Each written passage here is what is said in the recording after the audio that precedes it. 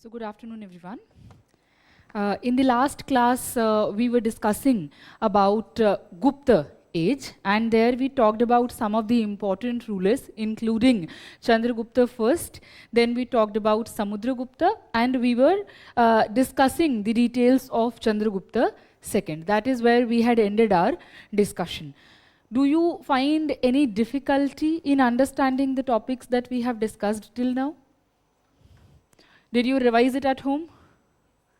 Okay, did you look at the questions on your own? PYQs?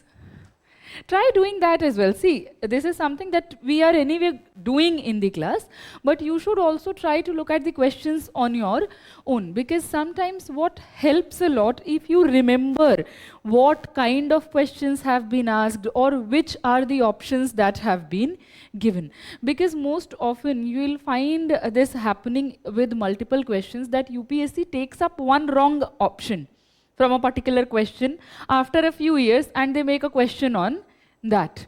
Okay, so if you are able to identify some of the important, let's say, literary scholars upon whom they are asking questions, or if you are able to identify some of the important literary pieces or some of the sites, that will help you a lot in preparing better. So keep revising the questions as well that we have discussed here, and other questions as well which have been asked during previous year.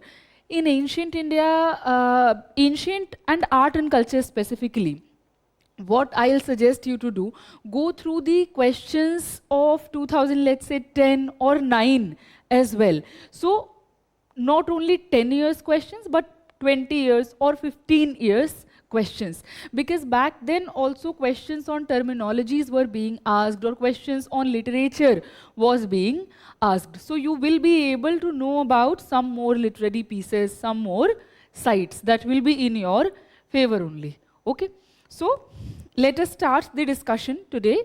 We'll resume our discussion on Gupta age, we'll complete that, and after that we are going to talk about post-Gupta age. From examination perspective, post-Gupta age is also an important topic in a cultural sense. Again, that is one barrier that we have to put there, that we don't need to mug up names of all the rulers. What we have to do, we need to know about some of the important rulers. And in post-Gupta era, you will find very few names which you should know about, where the focus should lie on the cultural development. So development of literature, development of architecture. Okay, so that is going to be our course of discussion for today. We were discussing details of Chandragupta second. What had we completed? I remember, I am asking you. You don't have to tell me what we had completed. We had completed till Fayan. I am asking you, what do you remember? Okay.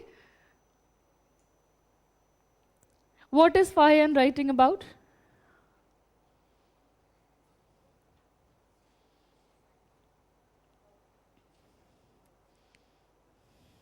Okay, so he is putting a lot of emphasis upon social aspects. He is talking about the condition of women, he is talking about the lifestyle of people, he is talking about people being vegetarian at large scale, he is talking about the institution of untouchability. These are all the details that Fayan is discussing. What we find strikingly missing in Fayan's account? Political details. Okay, that is one major difference between Fayan's account and Wensang's account. So that is something that we need to keep in mind. When we talk about Prayag Prashasti or Allahabad pillar inscription, who has composed it? Hari Sen. And for whom it has been composed? Samudra Gupta. Where is it located? Allahabad. Okay, that is the name of the Prashasti itself. Okay, so these are the details that we should keep in mind. What is a Prashasti? A type of inscription in which political and cultural achievements of a ruler has been inscribed in an exaggerated manner. So the first term that we should be using, a type of inscription. Okay, that is the key term to be used. Chalo, you people remember a few things that we have discussed. Now let us move forward. So we had talked about the political marriage alliance of Chandragupta's daughter into Vakataka family. We talked about the importance of Pune plate as well in terms of Prabhavati Gupta asserting her own identity, as well as in the context of that inscription being important to know the genealogy of Gupta rulers. It also tells us that gradually rulers are shifting from stone to copper plate inscriptions. Why was that happening? Proliferation in the number of land grants in far off areas. Okay, so land grants are being given to Brahmins at large scale and at the same time to some of the officials as well. Since they are being granted the lands in far off areas, they need to carry the royal proclamation as well. So the base material should be of something which should last longer, which should be easy to carry, and the cost of that material should be cheaper. So in that context, a better choice was copper plate inscriptions, because when we talk about stone, it will be hard to carry to far off areas. Is this clear? Chalo, now we had also discussed the account of Fahyan, what Fahyan talks about when he is writing details of Indian subcontinent, particularly of northern India. So when he is talking about all those aspects of people's lives, we also understood that most of the things that he is discussing are accurate. What was the reason behind it?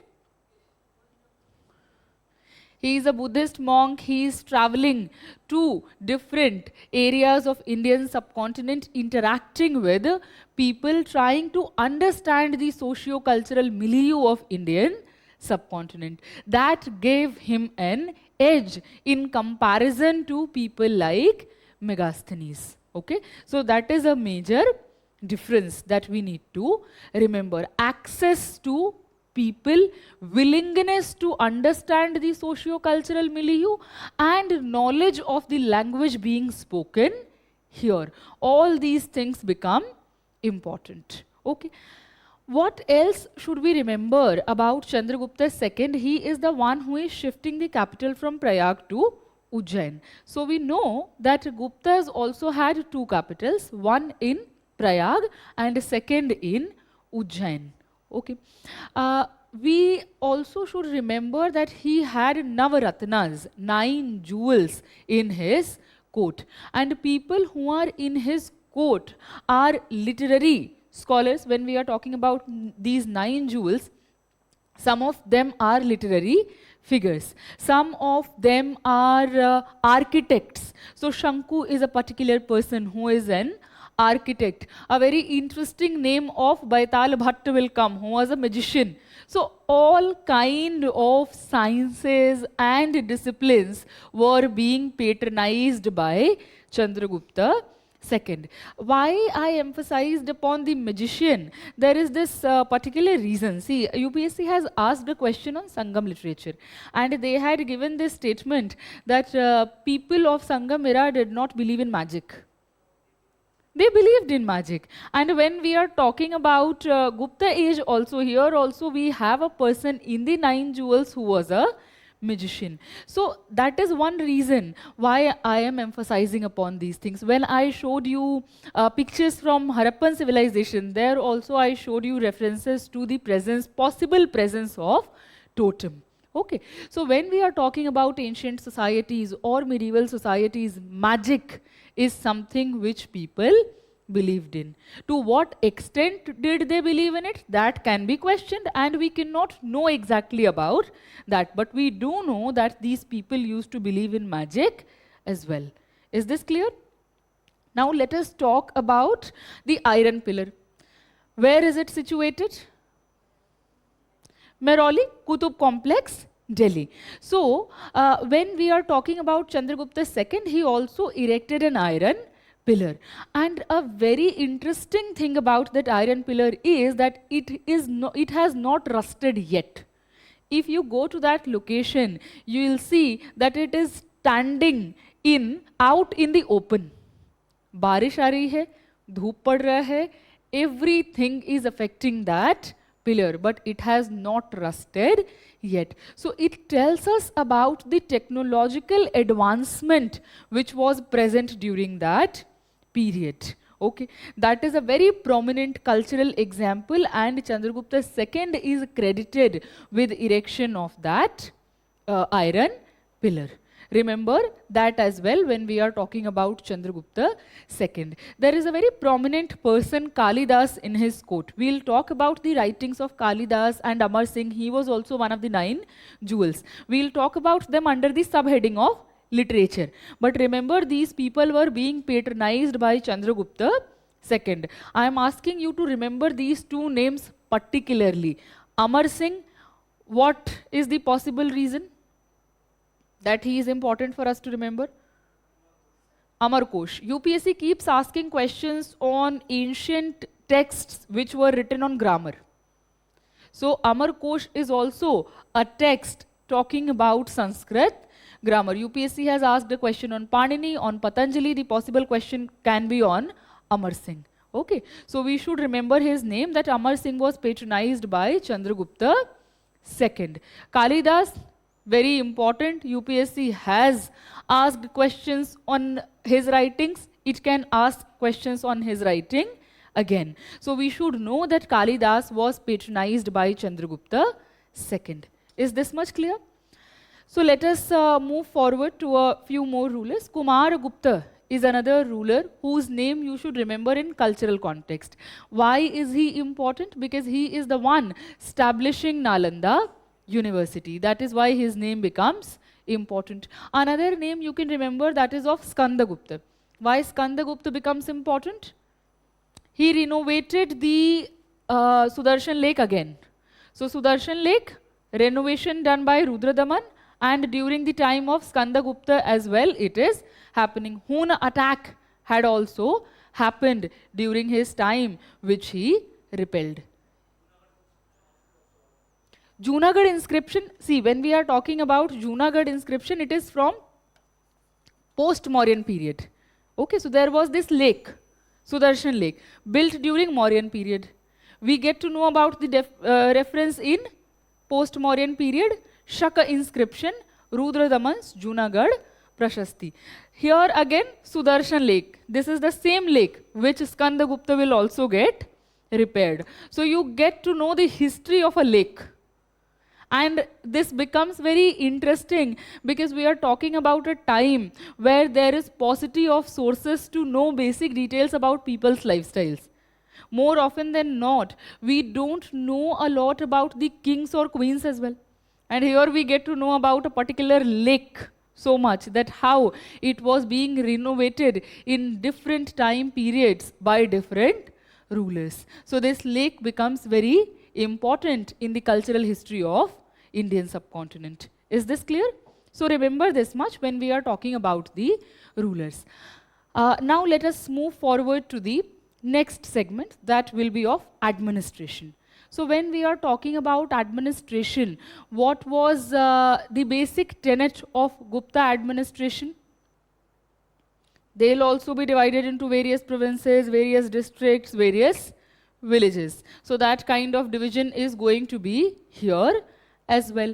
And there are going to be various terms associated with it. So bhukti will be one term which will be used in the context of a prant or a province. Okay, and Uparika is going to be the official who will head over the bhukti. Vishaya, so Vishayapati will be the official. So remember these terms. If there is this term bhukti being given, that means administrative unit. Uparika, administrative official. Okay, so this way you need to prepare this particular period, or this particular section we should say. During any time period, you need to know about the important terms which were used in administrative system. Gramadi will be the term. There is another term which has been found, Mahattar. That is another term that you can remember in the context of governance of villages. Is that clear? Now, when we are talking about the rulers taking particular titles, what are the titles that these rulers are taking? Maharaja, Dhiraj, Param Bhattarak, Parameshwar. So from Devanam Piya, Piyadasi, to Devaputra, to Parameshwar themselves. We are reaching here where rulers are calling themselves a form of God. Okay, so that is the way of taking legitimacy for their rule. Is there any other official about whom we should know? There is this particular post of Sandhi Vigrahak. It is very much clear by the name itself. Sandhi Vigrahak, that means the one who is negotiating war and peace. Okay? हाँ, post war जो reconciliation हो रहा है, piece, उसके terms को negotiate करना. So sandhi vigrahaka is another official. So when you are studying administration, look at these kind of important terminologies for the prelims perspective. Is this clear? Now when we are coming to economy, what is happening in economy?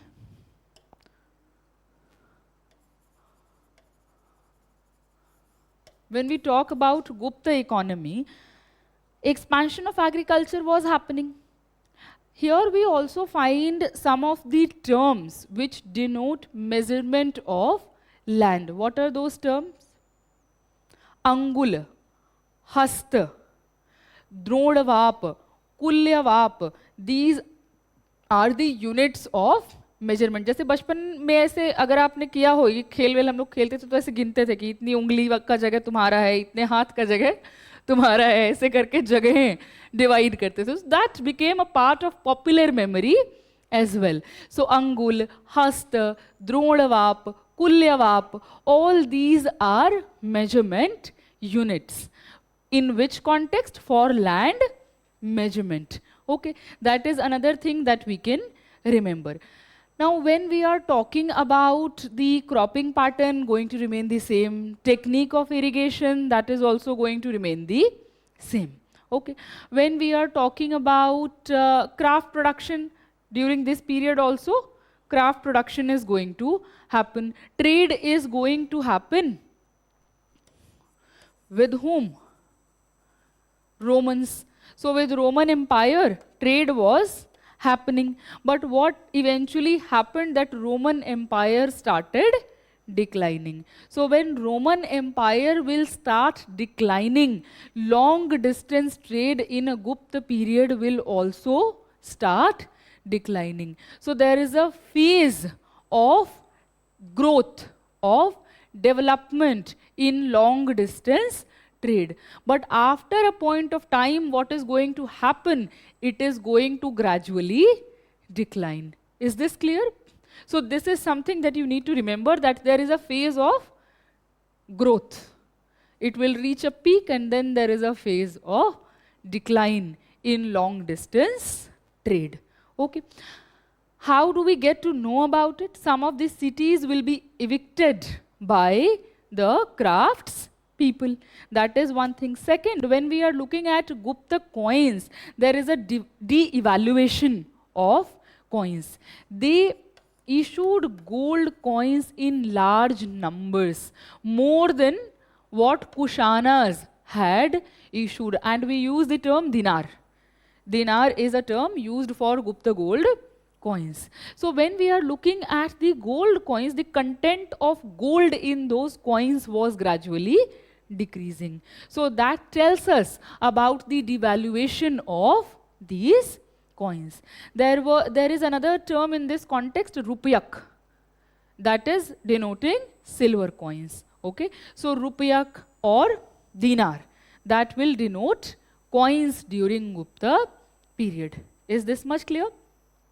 If we have to talk about some important centers of trade, so Prayag will be one of the centers, Banaras will be another center, Ujjaini, Mandsaur, Ghantashala, Kadura, they are going to be important economic sites.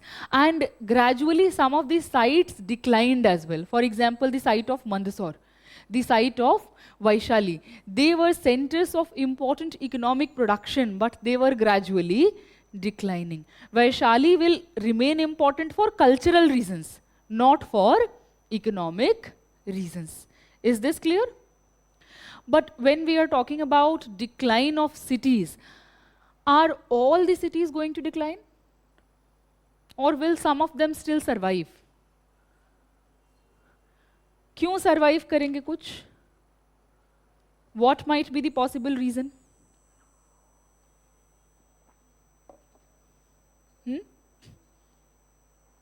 थोड़ा सा तेज. लेकिन long distance straight to decline हो रहा है. When we talk about cities, they are centers of non-agricultural production. Agricultural production तो village हो जाएगा. See, cities which are important political centers or cities which are important cultural centers, they are going to survive. Let's say if there is a particular temple which is present in a city or a particular stoop which is present in a city, and people are flocking there for the purpose of worship, for the purpose of tirth, that is going to survive.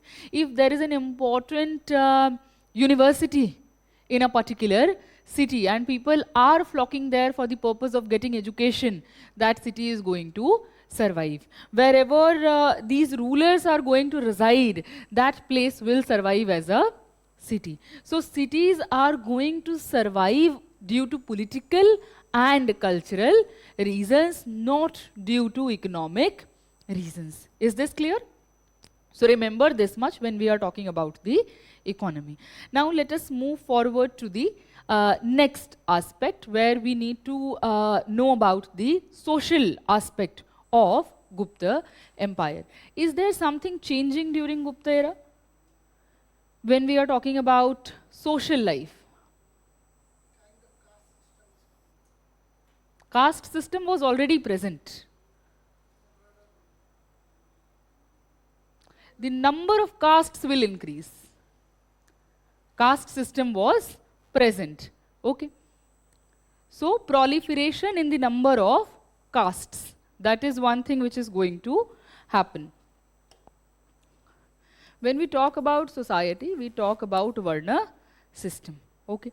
When we are talking about the Varnas, Brahmin, Kshatriya, Vaishya and Shudra. What had happened here? The condition of Brahmins is going to get better in a comparative sense. It was already good. It is going to become better. How? They are going to be given more land grants. And when they are being given land grants, these land grants are being given in perpetuity. One thing, these land grants are tax-free. They are being given with fiscal, administrative and judicial rights. So more land grants, their economic position is also going to become much more better in comparison to the earlier time. When we are talking about these two categories, this is remaining more or less the same, but condition of Shudras improved comparatively. Okay, improved comparatively is a term which we have to use. How is it improving comparatively? With the expansion of agricultural land, these Shudras were asked to till the land as agriculturalists. So in Shudras, what will happen? There will be one group which will settle as agriculturalists. There will be one group which will keep doing the traditional work that they were accorded.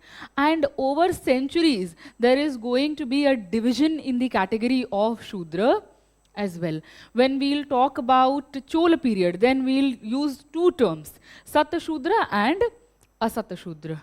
So how that division is coming into place because of this difference. The ones who will start tilling the land, they'll say we are more pure. Okay, so that will be the claim that they'll start making. So gradually it is going to lead to rigid division. At this point of time, we know that some of them started working as peasants. Okay, so in that way their condition is improving comparatively. They also got some religious rights. What kind of religious rights? Now they can listen to Puranas. Okay, so they can listen to Ramayana and Mahabharata. So that is another way in which their condition improved comparatively, got some economic rights, got some religious rights. Is this clear? The second category that we discuss is of caste or jati. We see a proliferation in the number of castes. Castes already existed. The number of castes that is increasing here. Okay, due to the occupation purpose also, and due to the inclusion of people belonging to different identities into caste system, into Varna system as well. Because when these Brahmins are going to far off lands, many a times those lands were forested lands. People who have anthropology optional or sociology optional, they read this particular topic in a lot of detail. Sanskritization, the process of Sanskritization or detribalization, that is how it is taught. In history, you just need to remember this. So I'm just going to give you a brief about this particular concept. What is happening here? These Brahmins are going to go to far off areas. What they'll do there? They'll contact the tribal chief and they'll tell them, I'm going to give you the status of a Brahmin and you can convert the whole tribe into agriculturalists. And most of the times they'll be given the status of Shudra. Okay, the chief will get the higher status, but the whole tribe will get a lower status according to the Varna system. So when they are being assimilated in this system, various castes are also going to be formed. Is this clear? This is going to leave a huge cultural impact in Hinduism as well. There will be various tribal deities who are going to get assimilated into the fold of Hinduism. Because when these tribals or these far-off societies who were not within the fold of Varna system, when they are getting assimilated in the fold of Varna system, they'll come with their own lifestyles. They'll come with their own cultural tenets. So those things are also going to become the part of Hinduism. And that is how here you will see the nature of this religion became more flexible, more assimilative. That is one change which is coming here in religious arena. Is this clear? So remember this formation of various castes. Caste system existed. Here what is happening? Proliferation in the number of castes. Various subcastes are also being formed. Is this much clear? So remember this. Untouchability. We have talked about the institution of untouchability and how problematic it was. We referred to the account of Fahyan and how he is giving us this detail that these people have to live outside the premises of the villages, and if they have to enter the village premises, they had to announce their entry. So this idea of purity and impurity, that was very rigid and that was very discriminatory. There is this specific term that Fahyan uses to denote these people, that is Chandal. So we should remember this term from prelims perspective. Is this clear? So remember these things. Now if we come to the condition of women, what is happening in their context? When we are talking about the condition of women, there are some comparative improvement, but overall their condition remained miserable.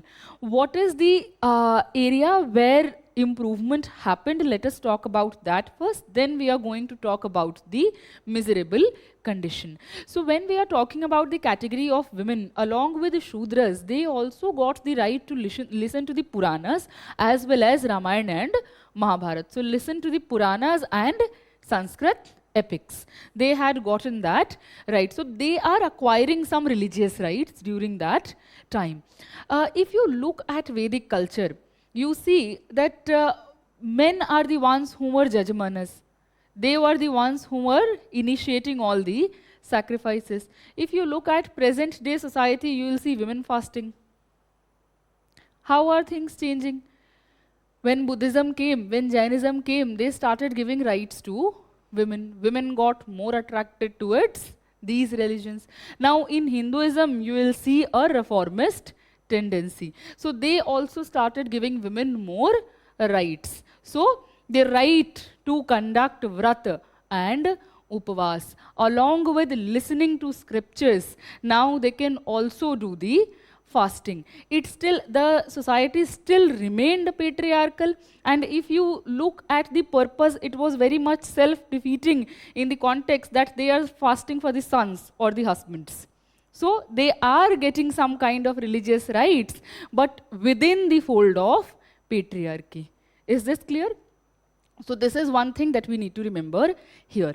When we are looking at their social condition from other perspectives, we see an intensification in cases of sati.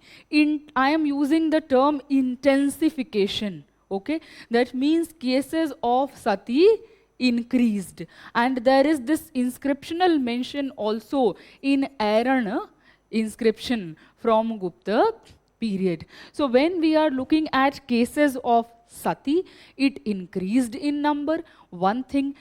When we are looking at widow remarriage, it was mostly looked down upon and it was largely not allowed. When we are looking at the condition of widows, it was very pathetic. Okay, so when we are looking at the social condition of women from other perspectives, it remains very problematic. Is this clear?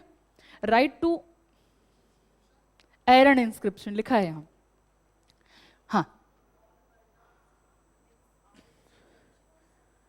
I was going to come to this only. Okay. See, when we are talking about the category of women, the category of women is also heterogeneous. It is not a homogeneous category. Now, if you talk about their condition and if you want me to analyze it from ancient times, it is a bit difficult. Why is it difficult? Because we don't have accounts of women in general. That is one problem.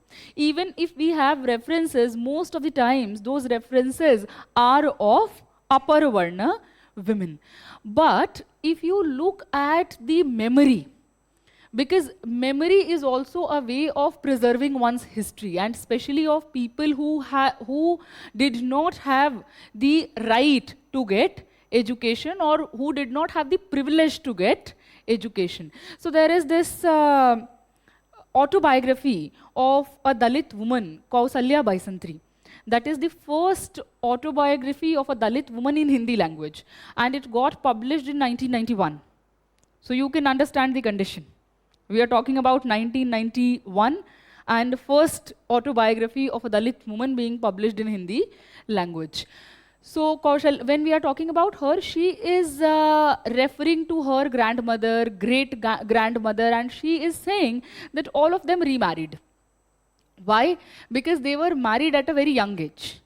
Now they were married at a very young age, and when husbands were going out to work, some of them died due to a snake bite or due to some other reason. So she is citing that the grandmothers and great-grandmothers, they did remarry. And they had to wear a kind of a bangle to give the identification that they have remarried. So of course there was certain discrimination, but they did remarry. So these kind of sources become our they come to our aid to develop an understanding how women of lower varna or untouchable, how they were functioning. Now we cannot put the same text back to ancient India, but we can develop certain understanding that women belonging to lower varna or vulnerable sections, they probably had more freedom in comparison to women belonging to upper varna. And that can be understood by looking at some of the literary texts. Because if you look at the literary texts, some of them are love stories. And love stories of not women belonging to lower varna or vulnerable sections, but of women who are belonging to upper Varna who are belonging to royal families. Now, all the time they fall in love and they don't know what is happening to them. So there will be a Sakhi or a Dasi. So she is going to tell them कि भाई देखो ये जो हो रहा है इसका ये कारण है. So the Sakhi or the Dasi will tell them that what you are experiencing is love and this is what you should be doing. Okay, so it shows us that these women belonging to lower strata of the society, they had more experience. They are part of the public life and then only they have this understanding of the nitty-gritties of various emotions. Okay, so that can be another way to understand that women belonging to lower strata, they had more mobility, they had more freedom. At the same time, we also need to understand that they were subjected to more exploitation in comparison to upper Varna women, because they'll not only be physically exploited but also sexually exploited, because they are becoming part of the public life and that society was deeply patriarchal. So with more freedom is coming more exploitation and more vulnerability as well. Is this clear? Chalo. Now coming here, that is not important from history perspective, but it can help you in writing essays, because in essay section you will see that every year you will find one essay belonging to gender aspect. So here, if you have a better understanding of the historical development of these things, you will be able to write a nuanced essay. So coming back here, I hope that answered your question. Okay, so what were we discussing earlier? Widow remarriage, not allowed, and the condition of women being miserable. So condition of widows, that was pathetic because they did not have rights. When we are talking about the idea of women and property, whether they were holding any kind of property or not, stridhana. We have talked about stridhana. What is stridhana?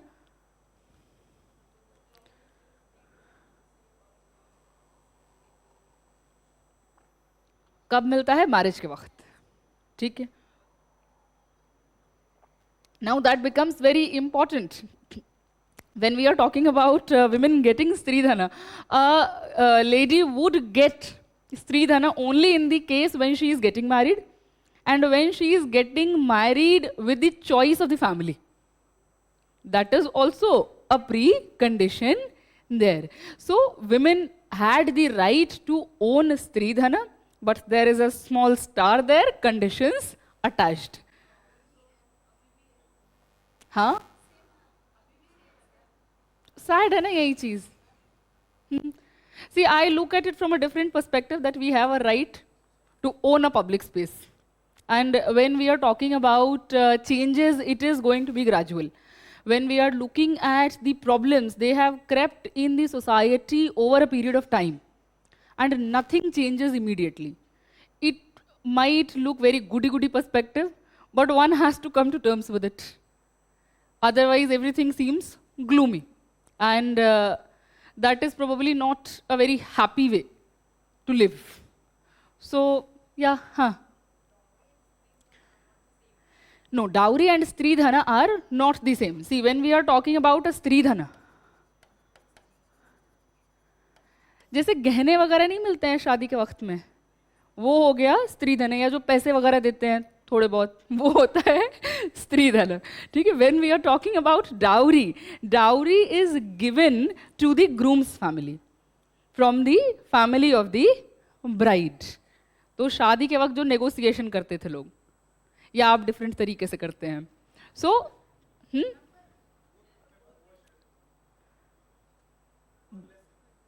नहीं, similar नहीं है.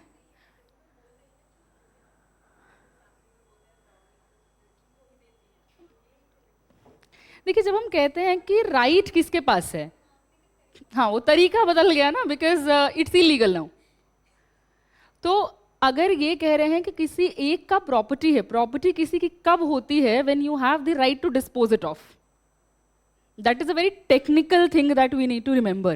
One owns a property practically when one has the right to dispose it of. नहीं तो नाम पे तो किसी के भी लिखा लो. तो that is one problem which is there.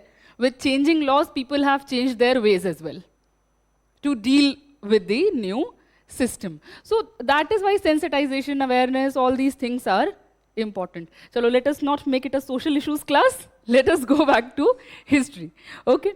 So women and property. So women had the right to own stridhana, but here also there was a condition. I hope this is clear. Now, when we are coming to the institutions of marriage, so again, monogamy will be there, polygamy will be there. So these kind of marriages were prevalent in the society. So if we look at it from various other angles, we see that condition of women was miserable during this time as well. Even though they got some religious rights, the social condition remained miserable. Is this clear? Now let us come to the religious aspect. What is happening in religion? So here we see a more assimilative nature of Hinduism. It is giving some rights to Shudras as well as women. It is assimilating people belonging to different identities within the fold of Hinduism. So that is one thing that we need to remember. Nature of religion became more flexible and assimilative. Okay. During this time, we see composition of various Puranas and we see compilation of Sanskrit epics Ramayana and Mahabharata. So composition of various Puranas and compilation of Ramayana and Mahabharata. That is something important which is happening at this point of time. We see some reformist tendency in the religion as well. What kind of reformist tendencies are we referring to? The idea of bhakti. The idea of bhakti, the idea of devotion, that became important. Have you seen the walls of Dashavatar temple? At least in pictures.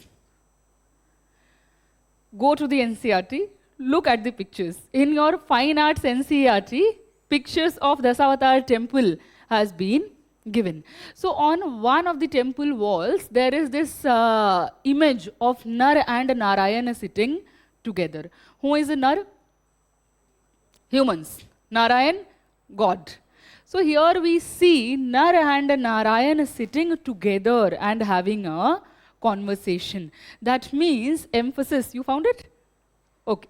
So emphasis on the idea of bhakti as well as on the personal relationship between God and human. They are questioning the role of intermediaries. So there was a problem that had crept in when we were talking about later Vedic religion. Importance of Purohit, importance of Dana, Stuti. Here we see that importance being questioned. What is being said? That you can share a personal relationship with your God. How? By bhakti. So Nara-Narayana relationship, the personal relationship between the devotee and the God. The idea of bhakti. All these things became very important. Is this clear? We see Trideva becoming important. So Brahma, Vishnu, Mahesh, also known as Shiva. So the idea of Trideva is becoming important at this point of time. We also see worship of Shakti. So Shakti can be worshipped in various forms. She can be worshipped as Durga, she can be worshipped as Kali, Chinmastika, Parvati, various forms can exist. What is the basic idea? Female power. So worship of Shakti. That is also a part of this time's religious development that became important. Is this clear? Apart from this, we see coming up of temples. So we see Nagara style temples being built from Gupta period onwards. So that is another development which we see in architecture. Now this is one segment that we'll discuss separately under architecture section. Okay, so we'll talk about temple architecture style separately in art and culture, and there we'll pick it up from here, Nagara temple style. Is this much clear? So these are the changes which are being witnessed in the religious arena during Gupta period. Now, if we come to the next segment, that is cultural life. What is happening here? What was the language that was prominent? No, other religions are also there. Buddhism is there. If we are talking about here, Jainism will be prominent. I am talking about the changes. In some areas, people will be present, particularly in present-day Kerala and some areas of northwestern frontier provinces, not a lot of population. Again, we don't have census by this time. So, we can't say कि क्या population होगी. 1881 के बाद पता लगेगा. हाँ. Yes, they advised women to worship Krishna. Okay, so again, see, when we look at a text like Mahabharata, if you look at the section of Bhagavad Gita, what is the idea there? Arjun, the relationship of Arjun and Krishna. What is that relationship? Arjun is the Sarathi as well. He is the friend, he is the God, he is the advisor. तो जब जैसी जरूरत है तब भगवान उस रूप में है, ठीक है? तो वो आइडिया अगेन वही है, पर्सनल रिलेशनशिप का. तो कृष्ण के कॉन्टेक्स्ट में ये बहुत ज़्यादा कॉमन हो जाता है. कृष्ण का रिलेशनशिप विमेन के साथ में जो है कि गोपियों का वो रास लीला वाला जो पूरा आइडिया है, the idea of the love of Radha and Krishna. So all these things will become popular. Okay, हाँ, what will be the important language at this point of time? Sanskrit. Okay, so Sanskrit is going to remain important here as well. There is a change in the context of script. Now, Brahmi has developed into the Nagari script. So, script will be Nagari and language is going to be Sanskrit. Do we find any reference to Prakrit language? Where? How do you know?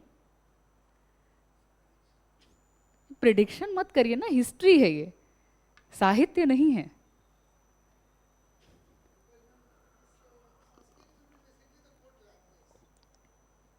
Again, this is your prediction. We are not talking about prediction here. History is based on sources. If we have something which sources are telling us, that we will consider authentic history. बाकी तो सब मनगढ़ंत बातें हैं. Look at the sources. Look at Kalidas. When Kalidas is writing his plays are bilingual. In his plays, men of upper three varnas speak Sanskrit language. Women and Shudras speak Prakrit language. It's a very basic fact which is written even in NCRTs. If you go to the literature section of a Gupta period, that is given there as well. So, when we are talking about language, Sanskrit will be the prominent language. It does not mean that Prakrit did not exist. And we cannot make a prediction here. We know it because the prevalence is in the sources or in the writings of Kalidasa as well. How do we know? Plays are bilingual. It also tells you about the distinguishedness which was present there. When we are talking about men of upper three varna, probably they were learning Sanskrit language. That is why they are the ones who are speaking in Sanskrit language. We are looking at Shudras and the category of women in general speaking the Prakrit language. So that gives us an insight into the linguistic history of Gupta period. Is this clear? So when we are talking about culture, we talk about first language and script. We understood the presence of languages and script too. Now let us come to the segment of literature. When we are talking about literature, there will be religious literature. So when we are talking about religious literature, Puranas are being composed, Ramayana and Mahabharata are being compiled. That is one thing we need to remember. Now, when we are coming to foreign accounts, in foreign accounts we have Fahian's account, which we have already discussed. Now, when we come to non-religious texts, what are the non-religious texts present at this point of time? Who are the prominent literary scholars? Kalidas. What are the writings of Kalidas? Well, see, before going to the writings, remember this, that Kalidasa's plays are bilingual. male of upper three varna speaking Sanskrit, women and the category of Shudra speaking Prakrit language. Do we find the instances of women being educated at this point of time? What is our reference point?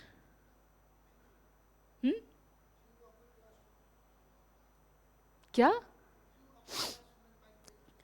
I'm saying what is our reference point? कुछ बताना पड़ेगा ना कि इसके basis पे ये बात कह रहे हैं. अरे भाई, literary sources, no, do you know a reference? I am asking that. See, when we talk about Abhigyana Shakuntalam, it's a very popular text. That is why I am giving this example. When we look at Abhigyana Shakuntalam, when Shakuntala is in love, she is writing a letter to Dushyant. And she is that is what I am saying. They are writing letters, but in Prakrit language. So we know that even when they are educated, the medium of language was probably different. Okay, because that is what our sources are telling us. हो सकता है संस्कृत भी आती हो, मगर लिखा नहीं है ये चीज. जो लेटर लिख रही है वो प्राकृत में लिख रही है. Is this clear? So there are instances of women getting education as well, very few of them. It is not a norm, but probably the medium, the subject matter was different from that of men. Okay, remember this. Now let us come to Kalidas. When we are talking about Kalidas, which one are the important texts of Kalidas? Do you remember any? अभिज्ञान, एक एक करके. अभिज्ञान शाकुंतलम. क्या है अभिज्ञान शाकुंतलम में?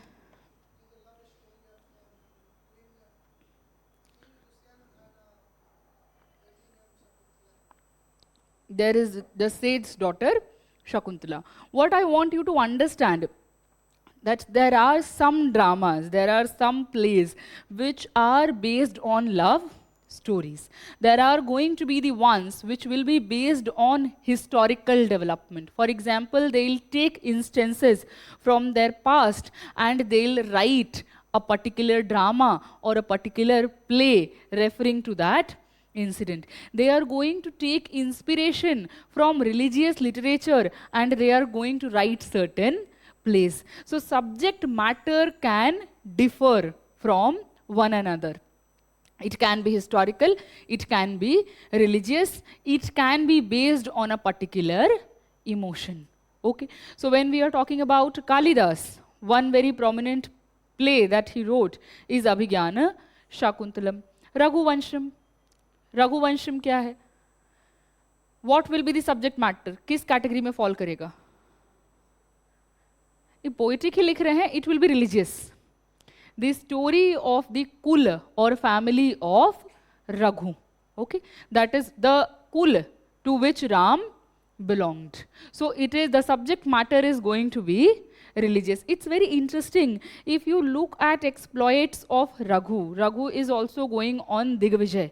And when you look at the details, there is probably 5th sarga. In the 5th sarga, the Digvijay is mentioned. And in that sarga, when you look at the Digvijay of Raghu, ऐसे करके है दिग्विजय.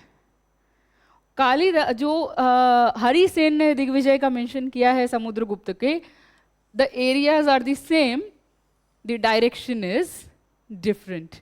तो जब लिख भी रहे हैं, even if the subject matter is religious, they are probably taking some inspiration from the historical development and that is also giving them an inspiration. Okay, so that is a similarity that you can trace between Raghu's Digvijay and Samudragupta's Digvijay. Is this clear? So Raghu, Vansham. What else are Kalidas's writings? Meghadutam. Meghadutam में क्या है? Poems तो सब में है. So it is a love story, but it is very interesting that Megha is the Doot. So there are two lovers who are separated due to the Yaksha being sent to exile. अब उनके पास में WhatsApp नहीं था, email नहीं था, phone calls नहीं कर सकते थे, तो क्या करेंगे वो? मेघ से बोल रहे हैं तुम हमारा संदेश लेकर के जाओ, क्योंकि मेघ तो एक जगह से दूसरे जगह जा सकता है, या कबूतर भेजते होंगे। तो जो कालिदास का इमेजिनेशन है, दैट इज ऑफ मेकिंग मेघ क्लाउड दी दूत। हाँ, मेघ क्लाउड होता है ना, तो क्लाउड एक जगह से दूसरे जगह जा रहा है, तो उससे संदेशा भेज रहे हैं। तो इस तरीके का भी हमको सब्जेक्ट मैटर दिखाई देता है, very fascinating if you read it. Okay, so Meghadutam is another writing. What else? Malavika Agni Mitra, that is another text. What is the subject matter of Malavika Agni Mitra? It is the love story of Agnimitra and Malavika. Agnimitra is whose son? Pushyamitra Shunga. Again, taking inspiration from a historical character and writing a play on that. Do you know of any other name? Kumara Sambhav. So again, subject matter is religious. The union of Shiva and Parvati and how Kumar was born. That is the subject matter here. So we need to keep in mind these texts, what are the important subject matters. Because when it comes to Kalidas, UPSC focuses upon subject matter as well. So you can't skip that. You need to know at least the basics of these subject matters. वो आपको ये नहीं पूछ रहे हैं कि इसका पूरा डिटेल में कहानी क्या है. But you should know what is the basic subject matter. Is this clear? Now, have you heard of Mrichakatikam? Mrichakatikam is another text by Shudraka that is composed during this period. So it is again a love story of a man with a Ganika. That is the love story, and how the Ganika wants to be a mother. She wants to feel like a mother. So when she is meeting the son of that merchant, he is a merchant. When he is meeting this son, when she is meeting this son, she is trying to give him a lot of toys so that the child will be talking to her. So it is a very detailed play. One of the themes is this.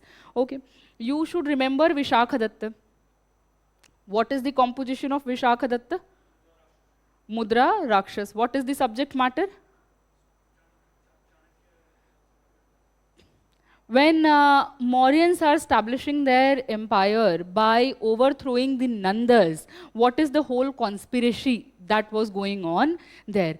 And they tried to woo the minister of Nanda, whose name was Rakshas. Okay, so that is the subject matter. Again, taking inspiration from history and composing a play.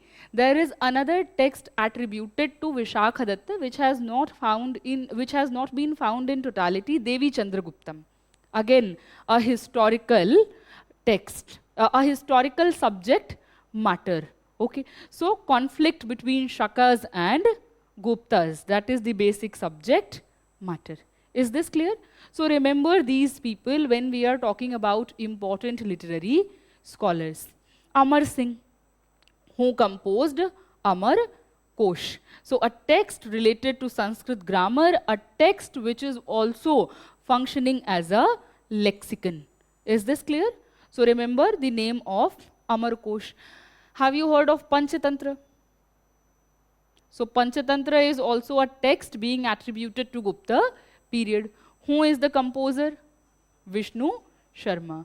Okay, so you should remember his name as well. So when we are talking about literary tradition, there are a variety of literary texts which were being composed at this point of time, belonging to the category of literary text, belonging to the category of religious texts, non-religious texts, foreign accounts. When we are looking at non-religious texts, there also you will find the subject matter based on various emotions. You will find the subject matter to be historical. You will find the subject matter to be of religious importance. So all these things are part of Gupta period literary tradition. So did you notice any difference when we are talking about this time period?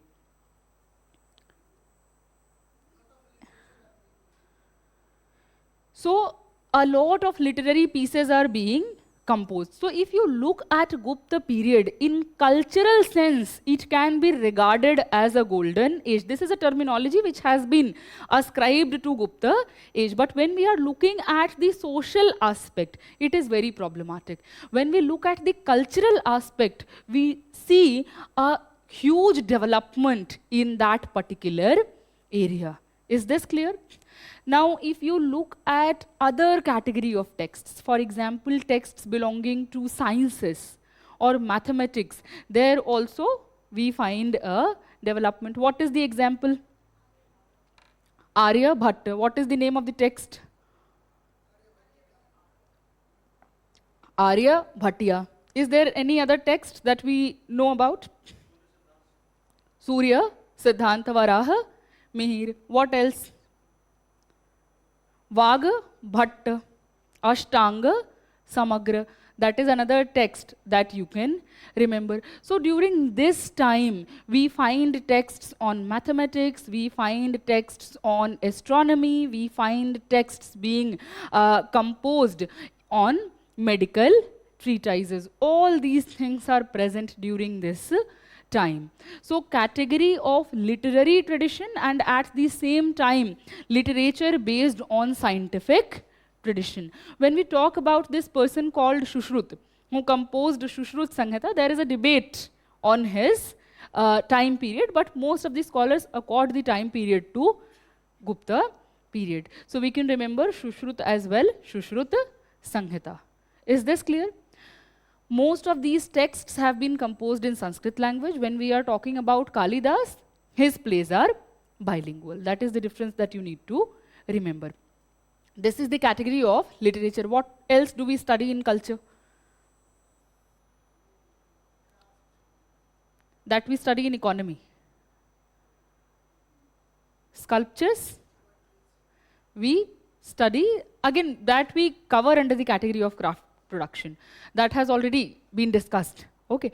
Now coming here, when we are talking about art and sculpture making. So during this time, you find sculptures made of stone as well as of bronze. What can be our examples? So there are various sculptures of Buddha as well as Vishnu.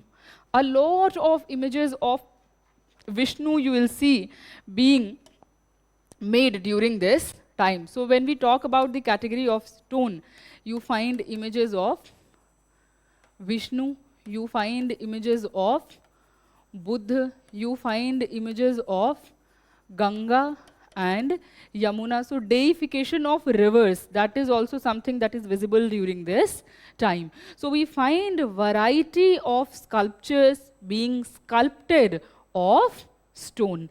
When we talk about sculptures sculpted of bronze, one very prominent example becomes of Sultanganj Buddha. Sultanganj is a place in present-day Bihar, and from there we find a huge sculpture of Buddha. That is a very unique sculpture. That is why I am referring to the particular area. Okay. When we are talking about these images, they have been found all over eastern India. So in the regions of present day, let's say Uttar Pradesh, Bihar, Madhya Pradesh, you are going to find these images. Is this clear?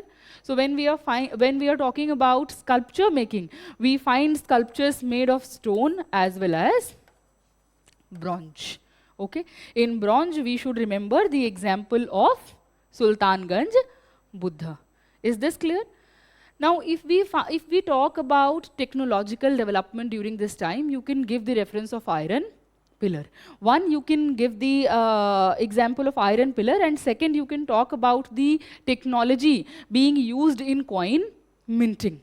That is another important area that you can emphasize upon, because when we are looking at the coins, portrait of kings, deities, all of those things have been crafted on the obverse and the reverse of the coin. So that is also telling us about the technological development during this period.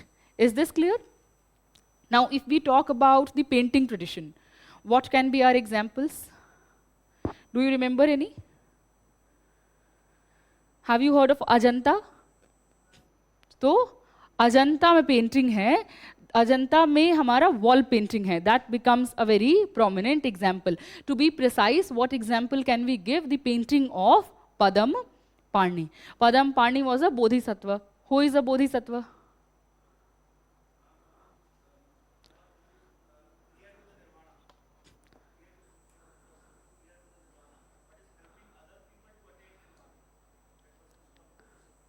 Yes, so Bodhisattva is a person who has the capability to achieve nirvana, but he is kind enough to hold his nirvana to help others reach that stage. It's a very important concept in Mahayana Buddhism. And one of the bodhisattvas is Padam Pani. Padam Pani, the one who is holding the lotus. अगर आपने NCERT में photo भी दियो तो ऐसे करके एक lotus को होल्ड किया हुआ फोटो है.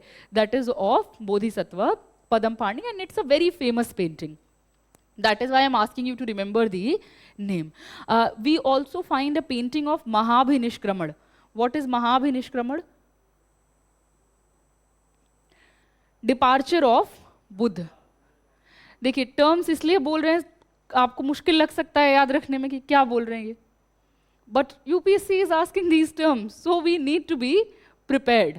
महाभिनिष्क्रमण का घटना क्या है कि when Buddha left his home in the middle of the night, that departure, Buddha's departure is known as the event of Mahabhinishkraman.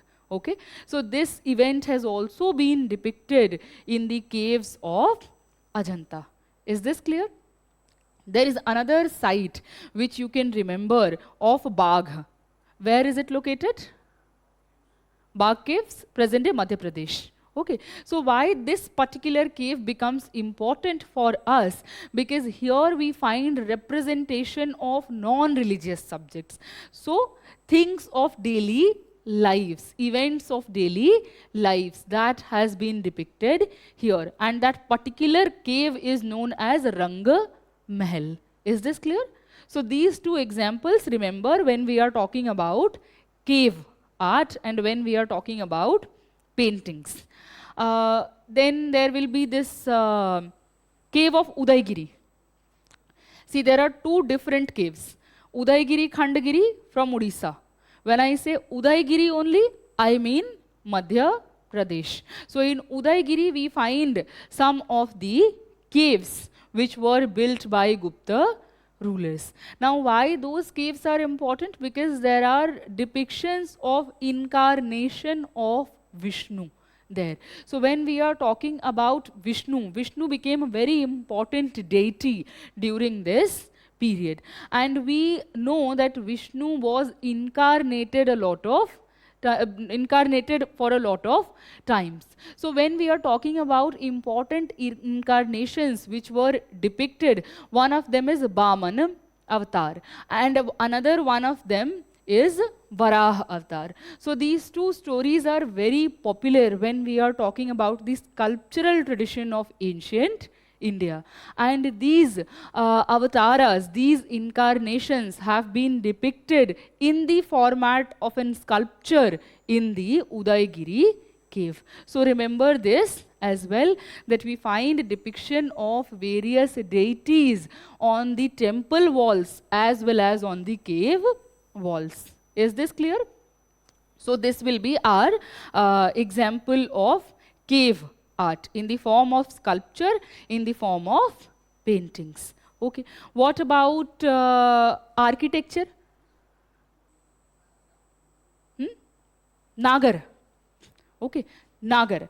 So when we are talking about architecture, in the realm of architecture, we will see development of Nagar style of temple making under the patronage of Guptas. And we are going to have various examples. Parvati temple, Dashavatar temple, they are going to be important temples. We will talk about the development of this particular style when we will discuss temple architecture. But here remember that it is starting during the period of Guptas. Is this clear? So remember this. Do we find some other kind of architecture being built during this time with respect to Buddhism?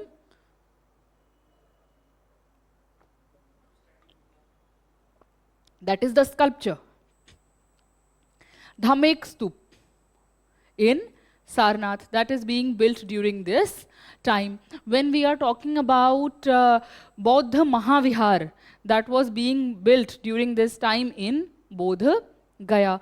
When we talk about Nalanda University, a prominent center of education, this was established during Gupta period. So those can be our different examples of architecture as well. That when we are talking about architecture too, we see centers of education being built, we see Buddhist architecture being developed, we see Hindu temple architecture developing as well. I hope this much is clear. So we have devoted a lot of time to Guptas. I hope you will be able to solve the questions in prelims. Okay, we'll look at the PYQs as well, but keep revising these details and polish your preparation according to the trend. Okay. Now we have to discuss the post-Gupta phase. So we will discuss, what is the time? Okay, we have time before the break because, see, there are some things which should be understood in continuity.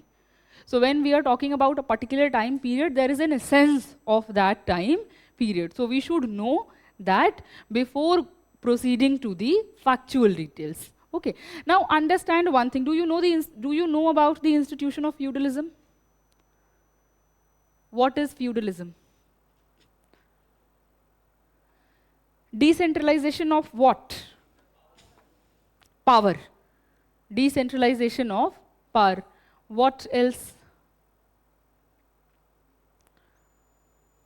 Okay, so I'll explain this to you first, then we'll move to post-Gupta period. See, when we are talking about the institution of feudalism, it was a European concept. Okay, it was a European concept which was used to explain a particular phenomenon in Indian context as well, and it was used by various other Asian countries as well. Okay, so when we are talking about feudalism, it is an institution which has both political as well as economic aspects. So if we look at the political aspect as pointed out by you two, when we are talking about the political aspect, it is about decentralization of power. Let me explain it a bit to you. Let's say there is a ruler at the center. Now, if they are not very strong, what they will do eventually, political and economic concept should be understood together. So when we are talking about a particular time, when ruler sitting at the center is not very strong and long distance trade has declined gradually. So if long distance trade declines gradually, the value of coin is also going to decrease. Okay, that will be one problem, because if you look at gold coins, primarily they were used to do long distance trade. Okay, now what is happening? Roman Empire has declined. When Roman Empire has declined, and if we were prominently conducting our long distance trade with Roman Empire, our long distance trade is also going to decline. So long distance trade declined. It will put an emphasis upon the importance of agricultural land. Okay? For any ruler, what will become important is agriculture. Feudalism is like the king won't maintain the army, and the army would be maintained by the feudal lords, and they would have the power to collect the revenue. Yes, Satyajit, this is one aspect that we are discussing here. Okay, so what has happened? The ruler is weak. At the same time, the economy is ruralized. Okay, how? Decline of long distance trade. Is this much clear? Now, if I am the ruler and I have to pay my officials, I'll pay them in land. I'll pay them in land by giving them land grants. So I'll tell them that you have to collect revenue from this land and you have to maintain a portion of army. Whatever revenue you have collected, a portion of it you can keep at your salary, a portion of it will be spent on army, and a portion of it should be sent to the king. The feudal lord should remain loyal to the ruler. That is the precondition here. Will that be applied in all the cases? No. But this is the precondition here, that if I am giving you a land grant, you will be loyal to me. That was the idea. Now this person used to, इसने क्या किया? He further divided the land and provided it to subordinates. Okay. So when we are looking at the political power, it is decentralized and there are various centers of power. There is not one single center of power, there are various centers of power. So our key term would be decentralization of power, weakening of the central power. Is this clear?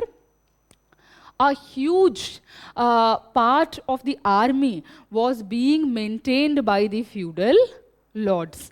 Now think about this situation and think about a particular event where the ruler is attacked. Now the ruler does not have an army of his own. He'll ask the feudal lords to help him out. What if they don't help?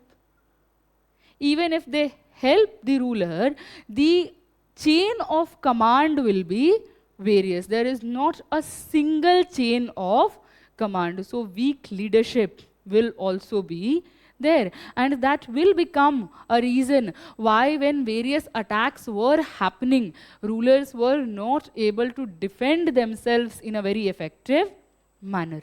Is this clear? So this is one aspect that we need to keep in mind. When we are talking about the second aspect, that is economic, here we need to understand ruralization of the economy. That means agriculture will become important. Decline of long distance trade. You must have read this in your tripartite struggle, that there are 3 dynasties fighting for the control of Kannauj. Why were they fighting for the control of Kannauj for more than 200 years? Kannauj will become important due to the emphasis on agriculture. The most fertile area is Doab. Everybody would want to have the control of Doab. And Kannauj is more or less in the center of Doab. At the same time, it is slightly situated on a higher platform. Okay, so it will serve as the best area for a political power to make its center. क्योंकि ये बात हमने की है पहले भी, we have already talked about it, that when we are talking about political power or religious power, they make their centers on a slightly upward platform. Okay, clear है? And in the middle of the Doab, so they'll be able to control this area as well and this area too in an effective manner. That is why Kannauj will suddenly become important. Nobody is talking about Kannauj in the earlier period. Now Kannauj has become important. Then after a point of time, Delhi will become important, even when it had a perpetual water crisis. Okay, so why this will become important? Foreign attacks. तो भाई कन्नौज में बैठ के इंतजार थोड़ी करेंगे कि आधा तो आप जीत लिया तब लड़ने जाएं. So you need to defend your area before they enter Doab. तो दिल्ली क्या है? It was deeply forested, mountainous, Aravalli range. तो उसके वजह से ruler, it will be a safe area for making it a political center. So even though it had a perpetual water crisis, rulers are going to settle here. And you will see making of various lakes, for example, Anang Lake. You will see making of Hauj Khas. You will see Bawlis being constructed. So various Bawlis are going to be constructed, even though it had the problem of water crisis, it is going to become a very important power center. So it's important to understand the changing milieu of a particular time period. It is important to understand the basic essence of a time period. You will be able to answer a lot of questions with logic. Is this clear? So this is one thing which was happening, which also led to the rise of Kannauj as an important political center. Is this clear? At the same time, you will also see one other thing happening.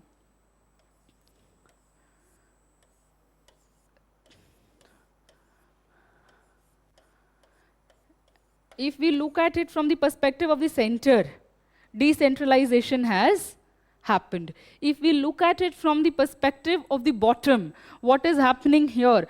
They'll fight together, they'll make diplomatic relations with each other, and eventually, since they have a control of army as well, they are going to make a lot of regional dynasties. So now you won't find a single central power during the early medieval period. You find various centers of power. Why so many smaller dynasties?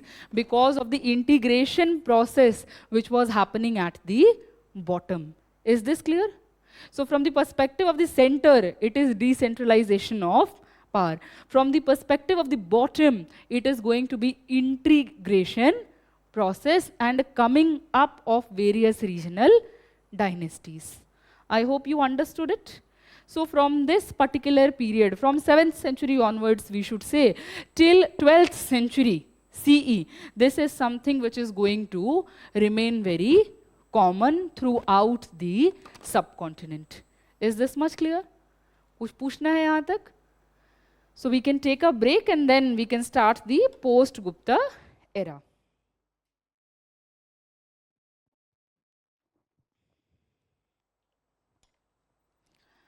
Okay, so we had understood the important changes that were witnessed during post-Gupta period. And from this time onwards, we are going to see the traits of feudalism being present in the socio-economic milieu. I hope this much is clear. When I say traces of feudalism in socio-economic or political and economic milieu, what do we mean by that? Traces of feudalism. What do we mean by feudalism? What are the terms that we need to remember?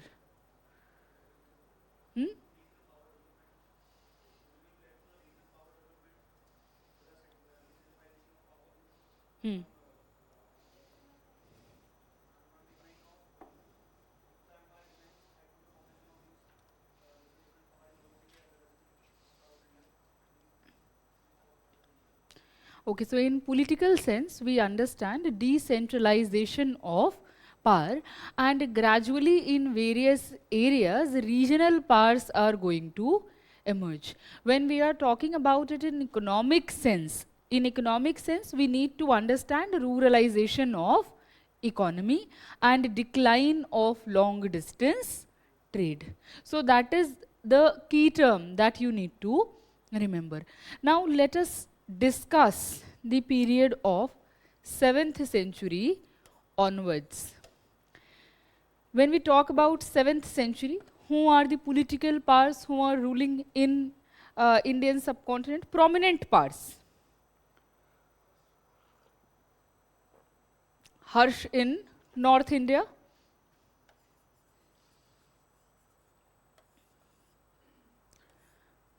Who is ruling in Deccan?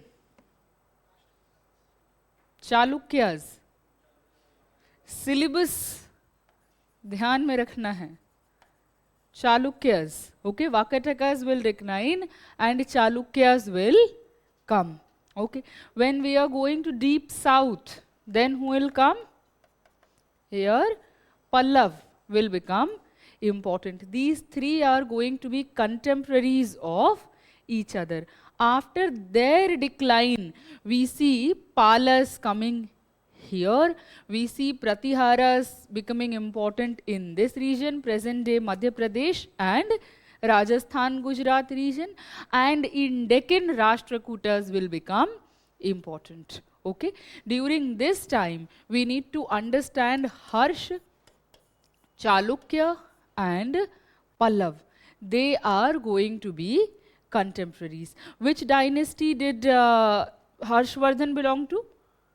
Vardhan. Vardhan or Pushya Bhuti. Pushya Bhuti is also one name which has been used to denote Vardhan dynasty. When we are talking about Harsha, his father was Prabhakar Vardhan, who had become an important ruler and started using the title of Maharaja Dharaj.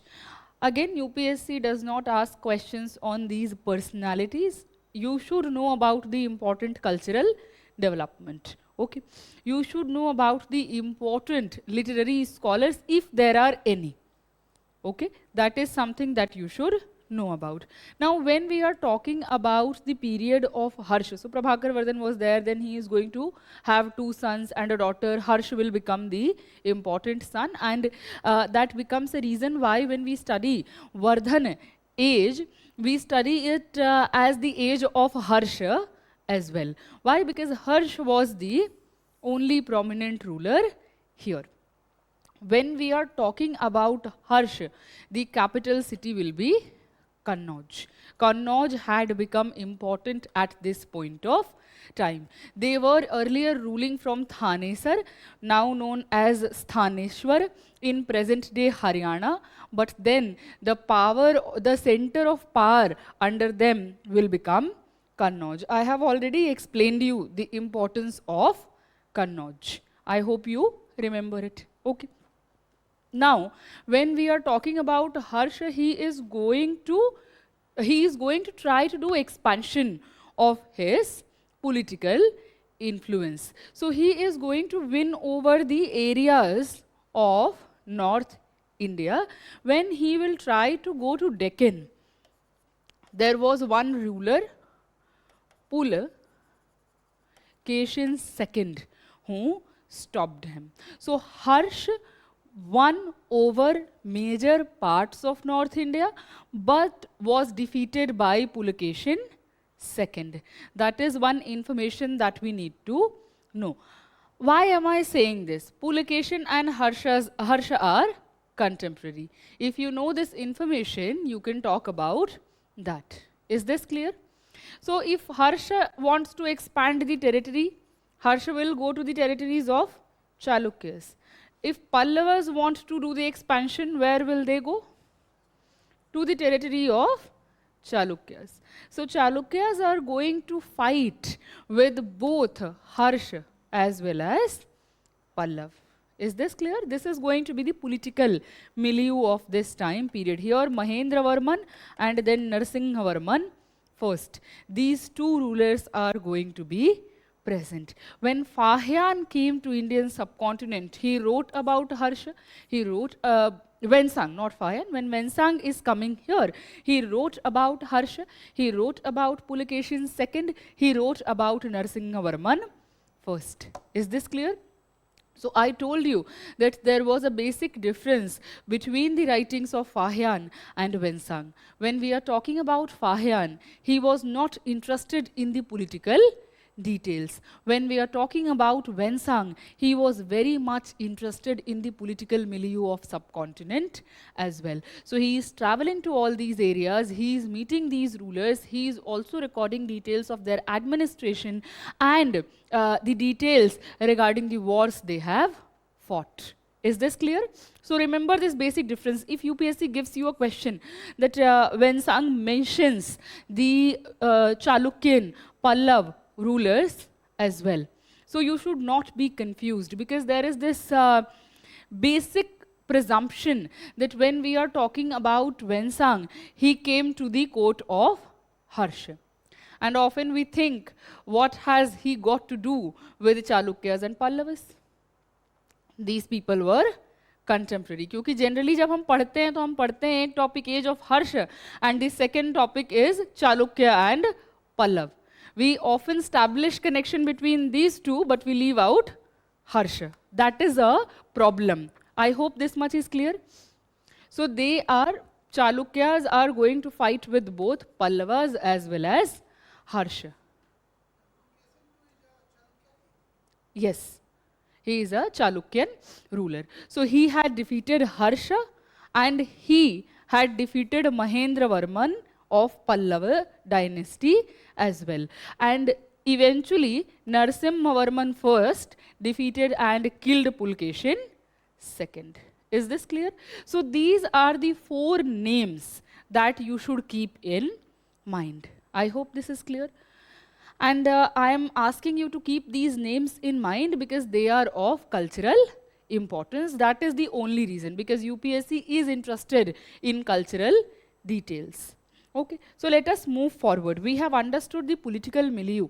We have understood who is fighting with whom. Now let us move to the important things that we should remember. When we will talk about, let's say, the administration of Harsha, what kind of administration would it be?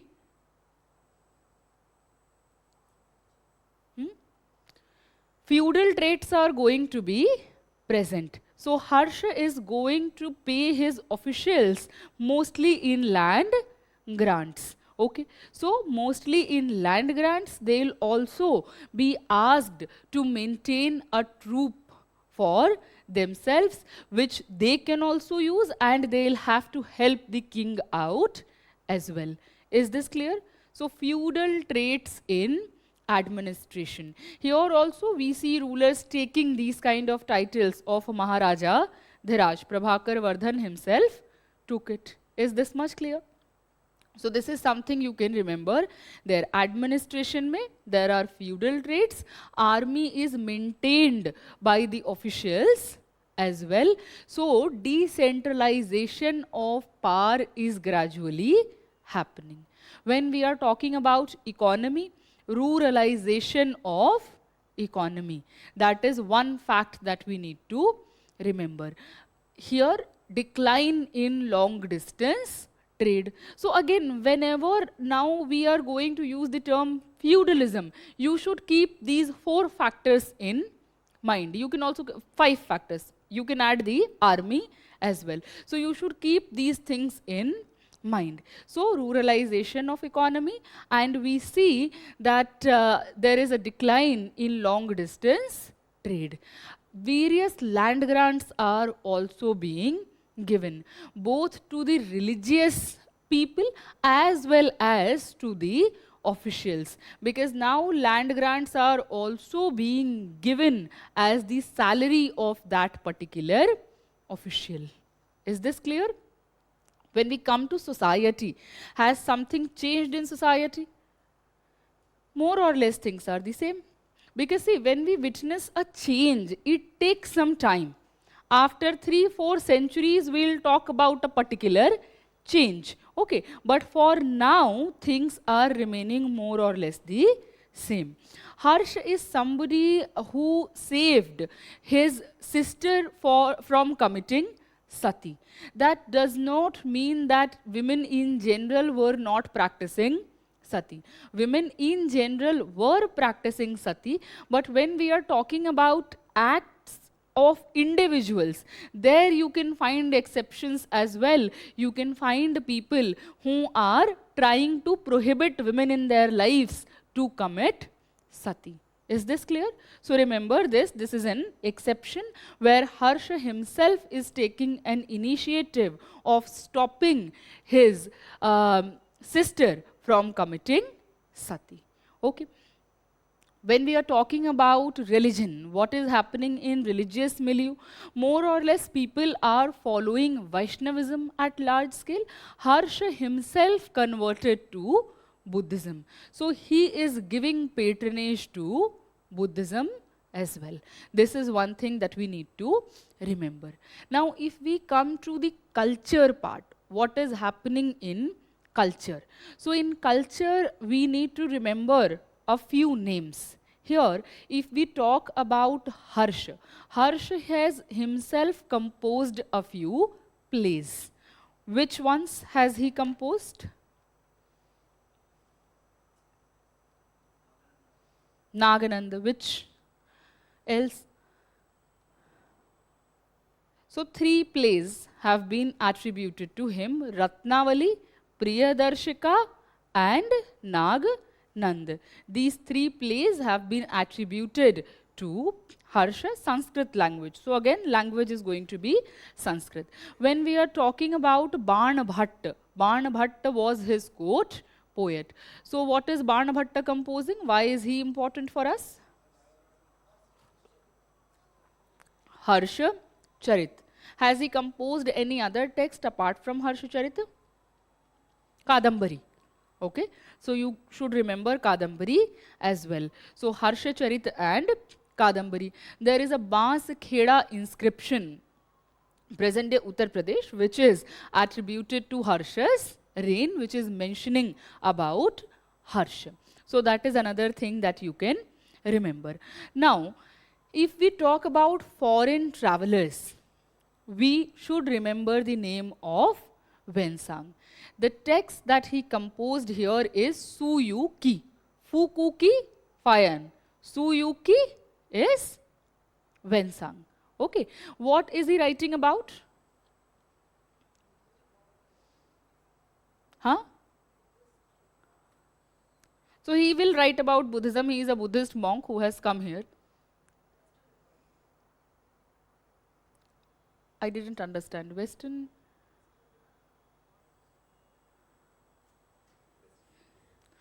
Okay, I didn't understand. Western record का मतलब क्या हुआ? Might have confused something else with it. Dialect में आता है कि Western dialect है कि Eastern dialect है.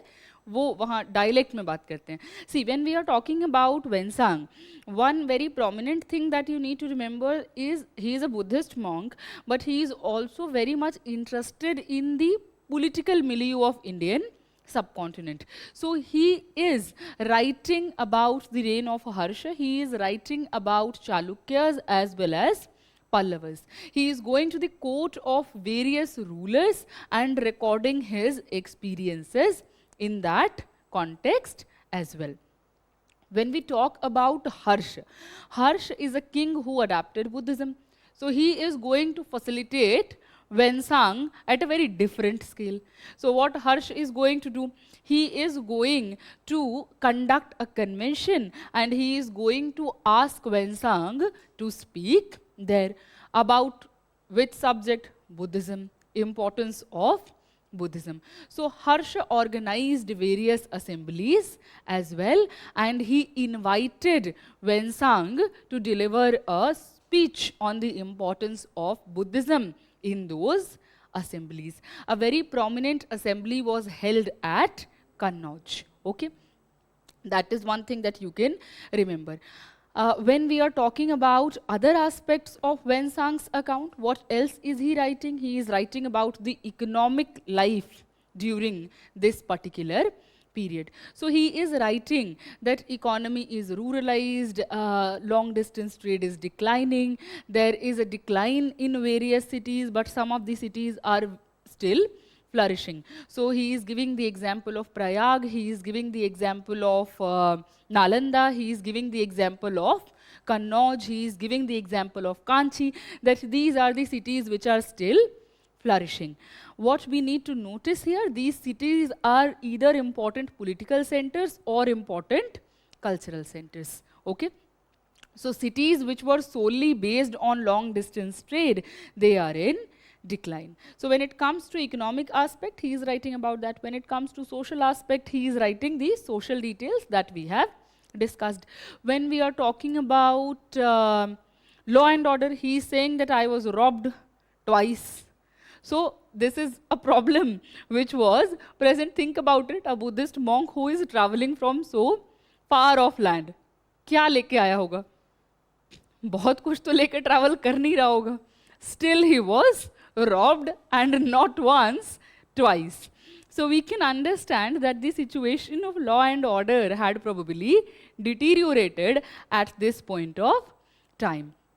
When we are talking about religion, so in religion, Vaishnavism is prominent, Shaivism existed, and Buddhism existed as well. We find a particular king named Harsha, who is not only converting to Buddhism, but is also patronizing Buddhism. Is this much clear? When we look at the writings of Wensang, he says that Buddhism is flourishing at this point of time. See, when it comes to religion, whenever we are studying any particular person, we need to keep an account of their identity and their motive. If a person has traveled so far to collect Buddhist manuscripts, the person will be biased when it comes to Buddhism. So in other aspects, his accounts might reflect the prevailing realities. But when it comes to this religious aspect, we need to take it with a pinch of salt. So when he is saying that it is flourishing a lot, it was existing, but not flourishing in the way Wensang is describing. Vaishnavism had become more prominent amongst people by this time, as we know by other contemporary accounts. Is this clear? So remember this. When we talk about Wensang, he is saying that there are 18 branches of Buddhism which are present in India at this point of time, but Mahayana Buddhism is flourishing. So when we look at the accounts of Wensang, we get to know that there were various divisions within Buddhism, and that is something which is historically right. And we will also see, when we will discuss Buddhism, that Mahayana was the one which flourished the most. Is this much clear? So we need to remember these things when we are talking about the reign of Harsha. I hope these things are clear. What you should remember from examination perspective? Literature. Okay, and some of the basic details that we have just completed, so that if there is a question based on these aspects, you can answer that. Okay. Now let us move forward to the Chalukyas. Where are they ruling from?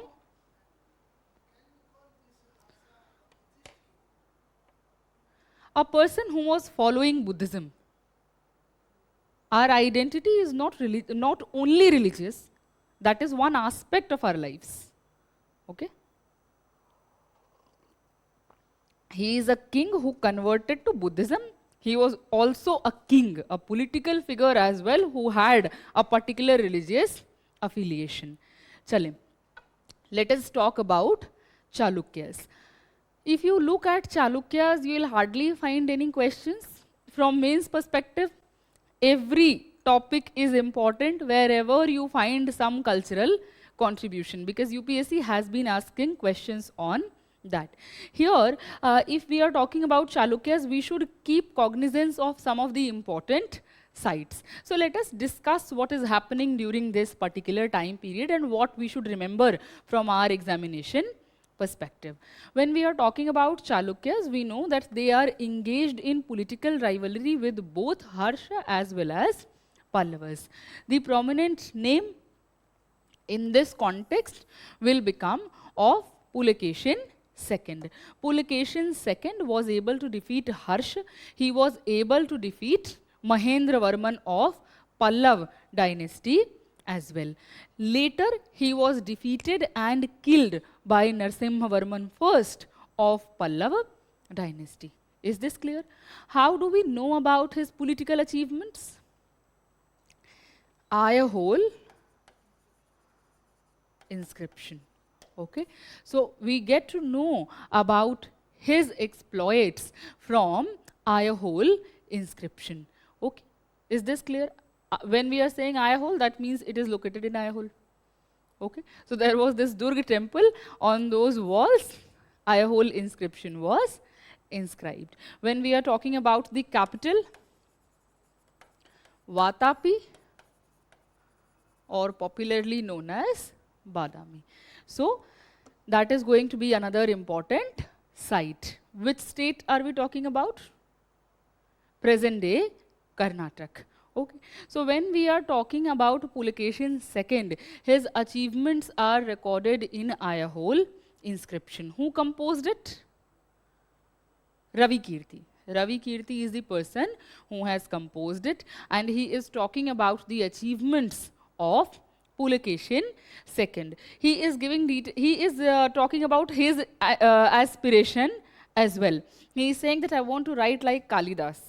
I want to write like Hari Sen. So we need to keep this thing in mind that when we are talking about ancient India or medieval India, knowledge tradition was not limited to a particular geographical terrain. People were traveling from one area to another, and transfer of knowledge was happening as well. So they are not clicking pictures and sending each other those pictures on WhatsApp कि भाई देखो यहाँ मैंने ये inscription देखा, ये लिखा हुआ है. But they are aware of the knowledge tradition which existed in Eastern India or which existed in Southern India. Is this clear? And they are also aware of the importance of those texts, most likely. Then only he has the aspiration to write like Kalidas or Hari Sen. So this is another thing that we notice here in this context. So, yes, yes. So, आप खोए रहते हैं क्या class में?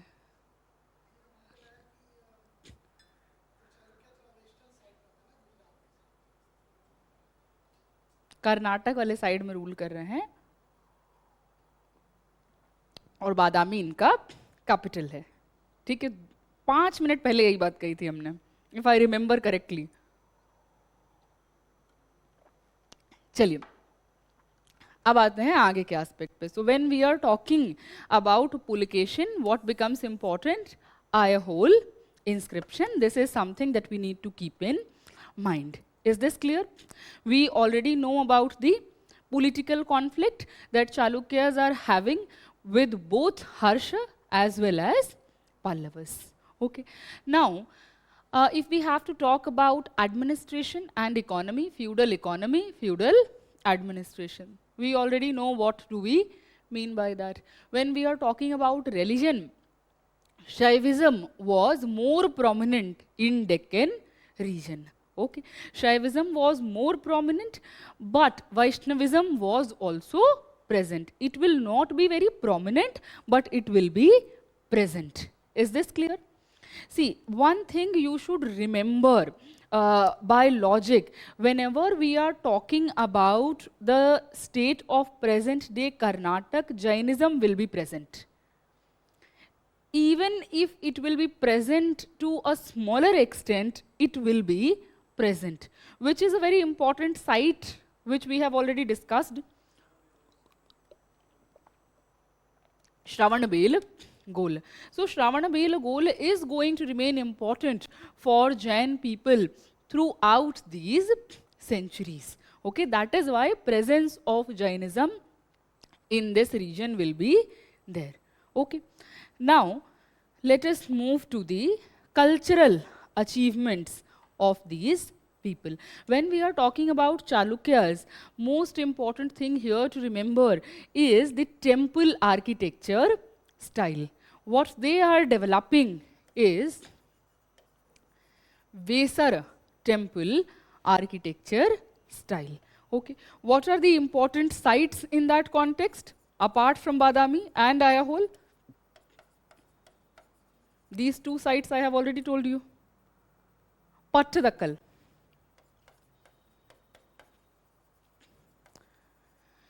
Pattadakkal is another important site.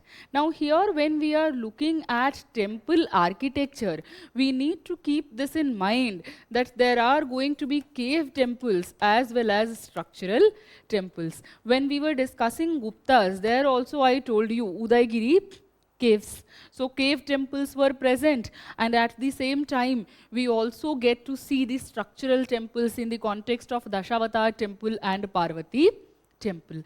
So when people started experimenting with temple architecture, they'll start with cave architecture. Then gradually they'll develop a particular style and they'll move towards the structural temples. So here we see cave temples as well as structural temples in Badami. Is this clear? Here when we are looking at the religious affiliation, 4 caves are present. The first was Shiva cave, second was Harihara cave. Hari, that means Vishnu. Hara, that means Shiva. So we find the concept of Harihara as well. So second was dedicated to Hari, Hara, third again Shiv, and fourth is going to be the Jain cave. Okay, so we see prominence of Shaivism, presence of Vaishnavism as well as Jainism. We don't find references to Buddhism at this point of time. You will see gradually Buddhism will disappear from the land of its own birth. It will survive and it will flourish outside the Indian subcontinent, but it will disappear more or less from the land of its own origin. Is this clear? So very less population in Indian subcontinent is going to follow Buddhism in comparison to the ancient times. If you look at ancient times, Buddhism had become a very popular, very prominent religion. So in that comparison, you will not find a sizable population now. Is this clear? Now let us come to the Ayahole temple. So in Ayahole, Durga temple will become important. Why? Because of the importance of the Ayahole inscription. When we are talking about Pattadakkal, so here you will find a lot of temples. The prominent ones are going to be Papnath temple, Virupaksha temple. Now you shouldn't be confused when if you find the name Virupaksha temple in your prelims examination. There are various Virupaksha temples. Two of them are very famous. One Virupaksha temple of Pattadakkal and second Virupaksha temple of Hampi. Is this clear? We'll talk about these temples when we'll come to temple architecture style. So these are the names that you should remember. These are the temple architectures that you should remember, and the Ayahole inscription of Ravi Kirti, which was dedicated to Pulakeshin II. That is something that we should keep in mind. I hope this is clear. Now let us come to the next dynasty, which is Pallav. Again, a contemporary of Vardhans as well as Chalukyas.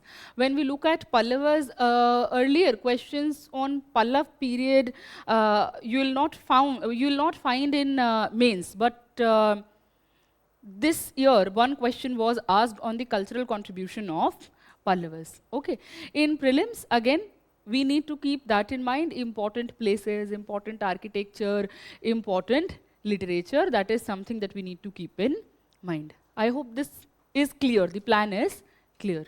Okay. Now when we are talking about Pallavas, Kanchi or Kanchipuram, that will become the capital and that will become important. Okay.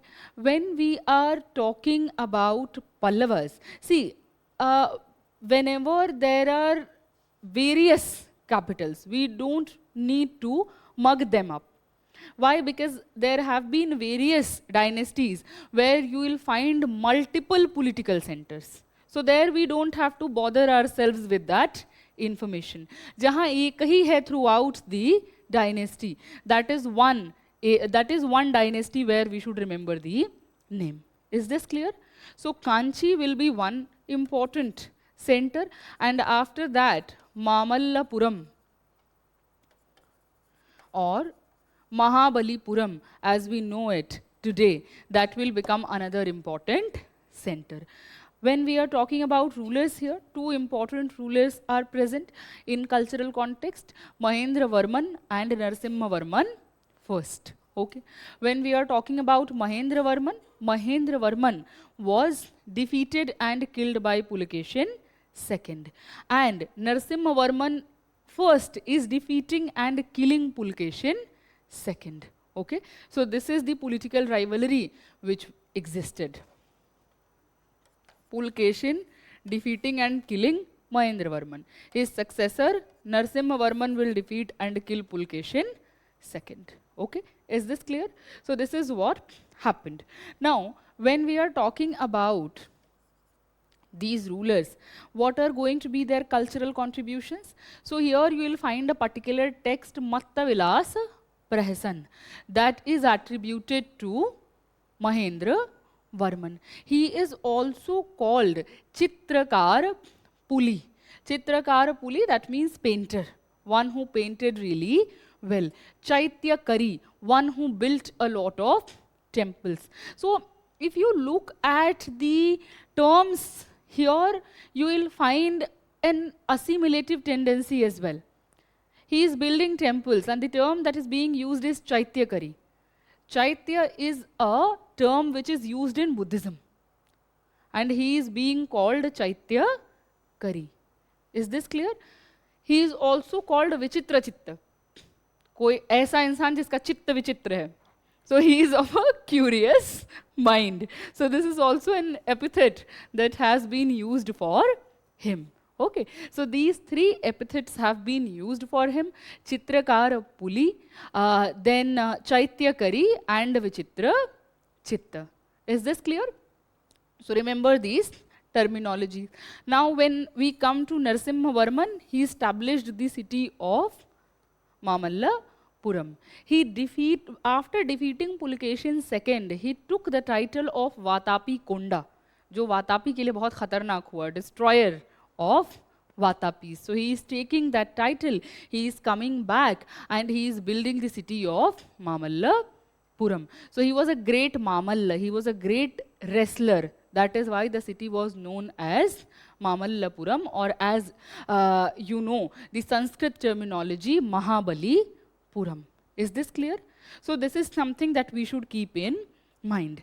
Now when we are talking about their administration, their economy, the same thing will be applicable here as well. When we are talking about the religion that they are going to patronize, Hinduism, they are going to patronize. Okay, that is something which will remain common. When we are talking about society, again, not much will change. We'll discuss the change when we'll talk about Cholas. For this time period, it is going to remain the same. Now, when we are talking about Pallavas, in terms of culture, we discussed literature. When we are looking at the temple architecture, they are the ones who are associated with starting the Dravid temple architecture style. Okay, so they are the ones who will start the Dravid temple architecture style, which is going to reach its zenith during the period of Cholas. Okay, so Nagar, Gupta, Vesar, Chalukya, and Dravid, Pallava. Is this clear? When we are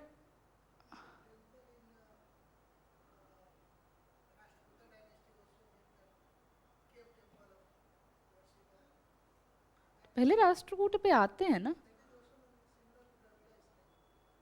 no, it is Vesara. Vesara में दोनों का mixture है. ठीक है, चलें. Dravida. Now here when we are talking about them, Panch Rath, Mahabalipuram punch Rath, that is an important example that you should remember. What are these Pancharatha temples?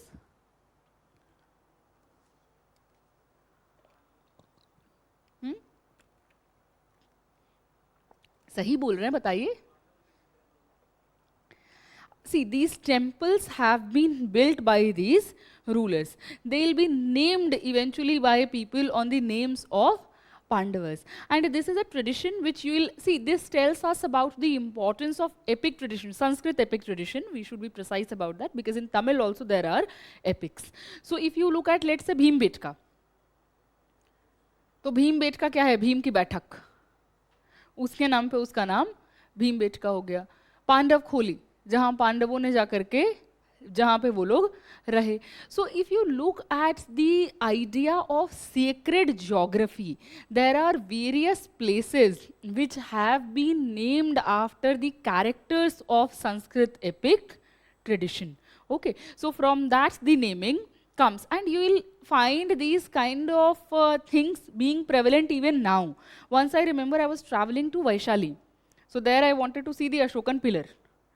So I was going there, and back then I was traveling in 2016. Back then it was very difficult to reach there क्योंकि बहुत बेहतर तरीके से वो पूरा circuit develop हुआ नहीं था. तो I asked somebody that I want to go to Ashokan Pillar, कैसे जाना है वहाँ पे. तो उनको समझ में नहीं आया. He was a villager who did not understand it. तो फिर उनको मैंने समझाया, एक बड़ा सा ऐसे पिलर करके है, उसको देखना है, वहाँ पे आसपास ऐसे टीले जैसा बना होगा, स्तूप इज ऑल्सो देयर, तो वो जगह पे जाना है. तो उन्होंने मुझे कहा अच्छा भीम की लाठी जाना है, तो ये तो यहाँ से है सीधा, थोड़ी दूर पे है. So these are the ways in which people understand certain ancient cultures. So that might not be the same the way we understand it. Our understanding might be different, their understanding might be different. तो उनके लिए वो भीम की लाठी है कि भीम का आकार इतना बड़ा है तो उनकी लाठी भी इतनी बड़ी होगी, वो यहीं पर छूट गई है. तो इस तरीके की भी हमको बहुत सारी चीज़ें कल्चरल मेमोरी में दिखाई देती हैं. When we look at this Pancharatha, they were called Pancharatha, 5 temples, a group of 5 temples. We don't know कि इसका नाम कब पांडवों के नाम पे पड़ गया, but the way we know it today is named after the names of Pandav brothers and Draupadi. So there are 5 Rathas: Yudhishthir Rath, Bhim Rath, Arjun Rath, Nakul Sahadev Rath, and 1 Draupadi Rath. Okay.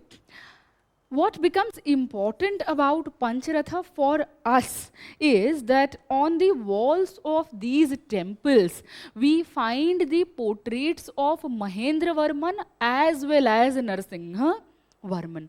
तो ये हमारे लिए important क्यों है? On temple walls we find depictions of rulers as well.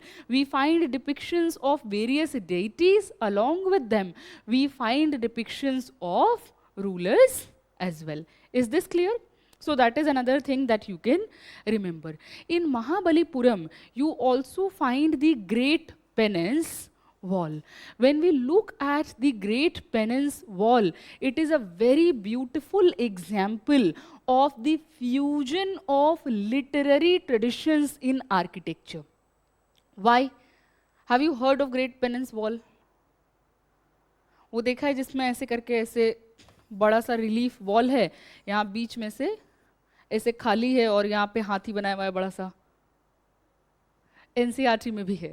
Just look at it और Google it, great penance relief. Okay, so when we look at Great Penance Relief, it has been explained in 2 ways. One, the penance of Bhagirath, and second, the penance of Arjun. So one wall is telling 2 stories simultaneously. श्लेष अलंकार पता है आपको? और double ऑन्तोंद्रो, एक ही चीज से 2 meaning निकलता है. So that is present here. Here there is a person who is shown in the mudra, as we say, or in the form of a tapasvi, or a person who is doing penance. He can be explained both as Bhagirath as well as Arjun. How he can be explained in both the ways, we don't have the time to go there here. That can be a separate topic of discussion some other time. Understand it here, that here we see a very beautiful fusion of literary tradition with architecture. That this is a particular figure of speech which has been used in architecture. So if UPSC asks you about relief sculptures, this is one very important relief sculpture from Mahabalipuram, the Great Penance Relief, which can be explained both as the penance of Bhagirath as well as the penance of Arjuna. Clear hai? Where is it located? Mahabalipuram, Mamallapuram. In 2019 बहुत सारे prominent newspapers में इसका photo आया था. Prime Minister visited there. So there was this photo with Chinese president जहाँ पे वो उसी के आगे खड़े थे, Great Penance Relief के ही आगे खड़े थे. ठीक है? Is this much clear? So remember this. You can also remember Shore Temple. These are the temples which we are going to discuss when we will discuss temple architecture style. What is important? Dravida temple architecture. I hope this much is clear. Relief sculpture क्या होता है? आप ही की class में explain किया था ना मैंने अभी. बिकॉज आई गेट कन्फ्यूज, दो जगह अगर चल रहा होता है सेम पार्ट तो क्या होता है?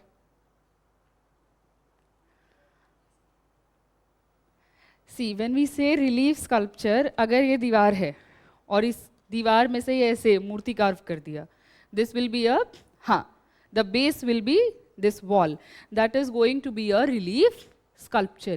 If the base of the wall is not present, if it is carved like that, this will be a freestanding statue. UPSC has used the term relief in questions of prelims examination twice in the last 10 years. So you should know these terminologies. एक question हम कर भी चुके हैं जो अशोक वाला किया था हमने, कणगन हल्ली वाला, कहाँ रान्यो अशोक लिखा हुआ है, ठीक है? चलें, so this is what you need to remember when we are talking about the the topic of Harsha, Chalukya and Pallav. Now the next topic of our discussion will be Pal, Pratihar and Rashtrakoot. When we are talking about Pal, Pratihar and Rashtrakoot, how much importance should we give to this particular topic? See, in mains, one question has been asked on the cultural contribution of Palas with respect to Buddhism. When you look at prelims examination, in prelims examination, you can find some statements related to this, that too not in the last 10 years. Nonetheless, we should know important details related to these dynasties. Okay, so let us talk about them briefly. Pal,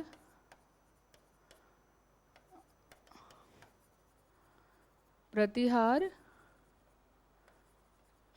and Rashtrakoot.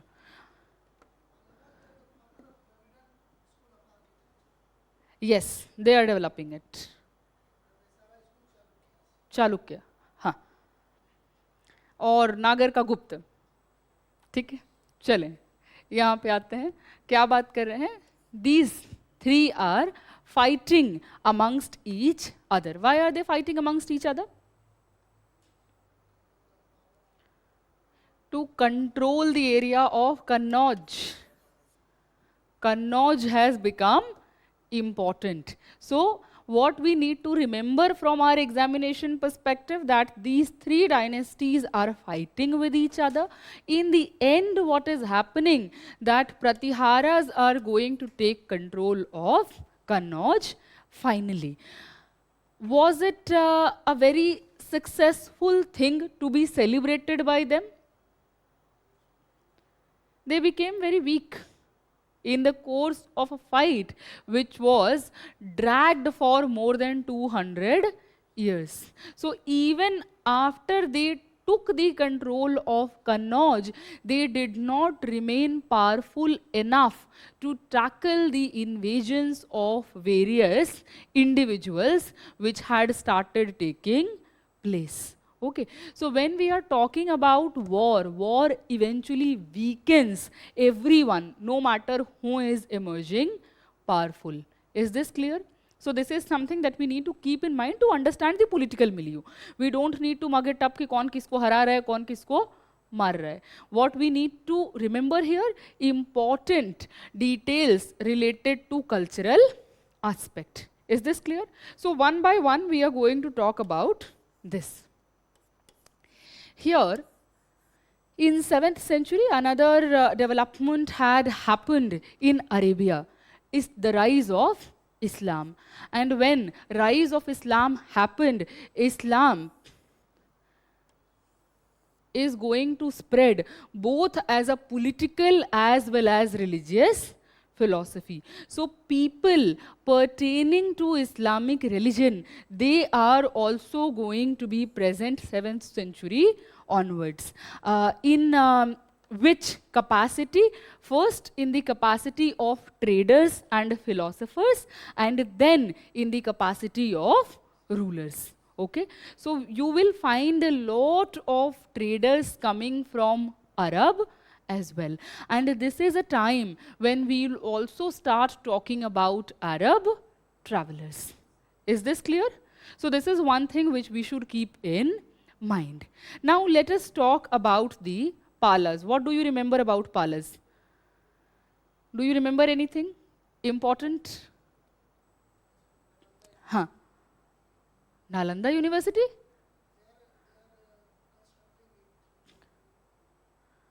Were you present in the class when we were discussing Gupta Empire?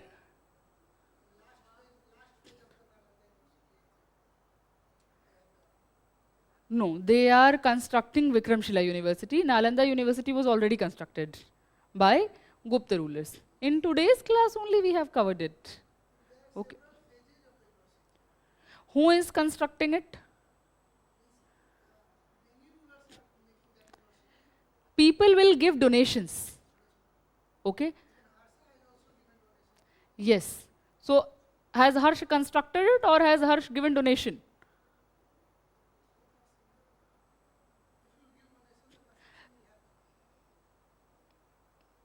I don't know how to explain it. You probably need to work a bit on the language. Both of them are not the same. Giving donation and constructing it, both of them has different meaning. Donation क्या होता है? दान. Construction क्या होता है? निर्माण. अरे जरूरी थोड़ी है, एडमिनिस्ट्रेशन भी तो चला सकते हैं. कॉलेज है, कॉलेज को फंडिंग दिया जाता है. किस कॉलेज में पढ़े हैं आप? अरे कॉलेज का नाम तो होगा, डिसिप्लिन थोड़ी पूछ रहे हैं.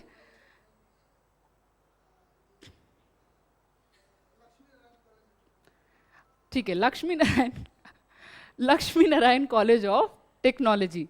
क्या रोज बनता रहता है? हर साल बनता है? जवाब तो दीजिए ना, बहस नहीं, जवाब दीजिए. हर साल बनता है? जो टूटता, रेनोवेशन कहते हैं उसको, कंस्ट्रक्शन नहीं कहते हैं. हर साल थोड़ी होता है. फंड तो हर साल आता है ना, चाहे गवर्नमेंट से आए चाहे प्राइवेट से आए, फंड तो हर साल आता है. जहां टूटा फूटा होगा, पंखा टूट गया होगा, बिजली चली गई होगी, कहीं दीवार गिर गई होगी, तो वहां पे रिकंस्ट्रक्शन होगा. There was a question in UPSC which was asked where you needed to explain the importance of Nalanda University as a modern university. Okay, they had asked this question. Go through it and you will understand the idea of a modern university. When we say a particular university is a modern university, it does not need to be situated in modern times. The idea of modernity is a concept. It does not need to be based on in a particular chronological time frame. Okay, वो idea है, वक्त नहीं है सिर्फ. चलिए आते हैं पालस पे. So when we are talking about Palas, there is this important name of Gopal. Why Gopal is important culturally?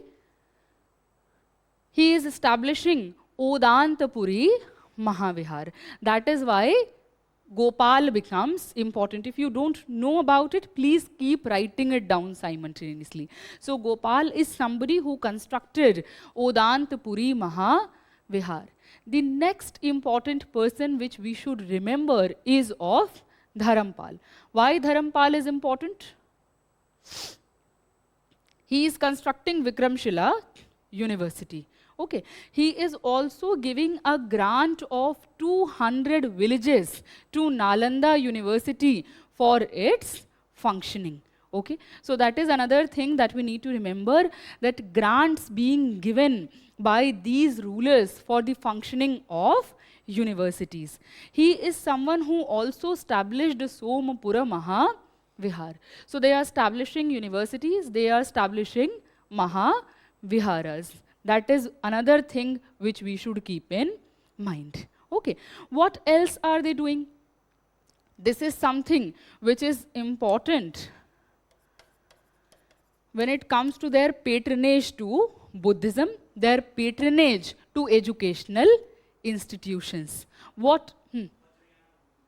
Yes, they are going to patronize Vajrayana Buddhism. Okay, so they are going to send various sages to different areas, specifically to Tibet, to China, for spreading the message of Buddhism. So they are going to establish a cultural relation with other Southeast Asian countries. In which context? In the context of spreading Buddhism. Because Cholas are also going to establish a cultural connection with Southeast Asian countries.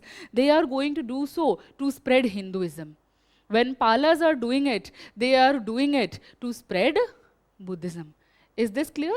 So remember that apart from that, we should also keep in mind the development of or the patronage being given to sculptural tradition. Okay, so they are also patronizing the development of sculptural tradition. What is going to be the base material?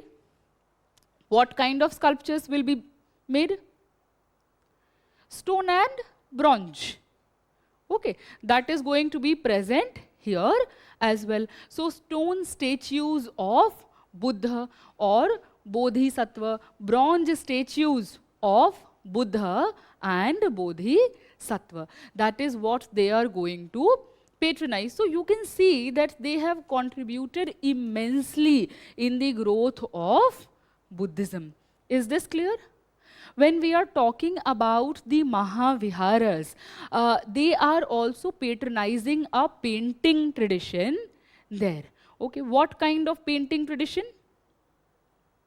Miniature paintings on the walls of Mahavihara. That is what they are doing. They are also patronizing painting tradition in manuscripts. Okay, what kind of manuscripts? Buddhist manuscripts. So there is one particular text from Madhyamika tradition, Pragya Paramita Sutra. Yesterday we talked about it. Who was the writer? Nagarjuna. So that text, they are taking it up. So over time, people were making copies, people were making manuscripts of these texts as well. So the manuscripts that we find from Pala period, on those manuscripts, apart from the writing, we also have paintings. Is that clear? So the tradition of painted manuscripts that you can also find here. Is this clear? Did they patronize literature as well? Vajradatta is a writer whose name we should remember. What has he composed? Lokeshwara Shatak. That is the name of the text that we need to keep in mind. During this time, there was a trader named Suleiman. So he has written about the conflict which Pal, Pratihar and Rashtrakutas were engaged in his diary. Okay, so that is another name which you can remember. For sure, which name you should be remembering? Lokeshwara Shatak by Vajradatta. Is this clear?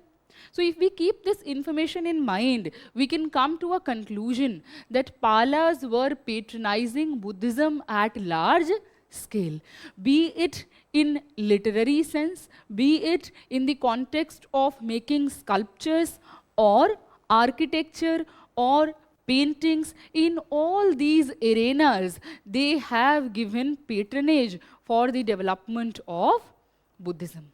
Is this clear? So remember the cultural contribution of Palas. Now if we talk about the cultural contribution of Pratiharas, what is going to be their cultural contribution? Which religion are they going to patronize? Vaishnavism. When we are talking about Palas, Buddhism. When we are talking about Pratiharas, Vaishnavism. When we are talking about Rashtrakutas, Shaivism. Okay. So when we are talking about these people, is there any literary text that we need to remember? Pratiharas? No or yes? Kavya Mimamsa by Raj Shekhar.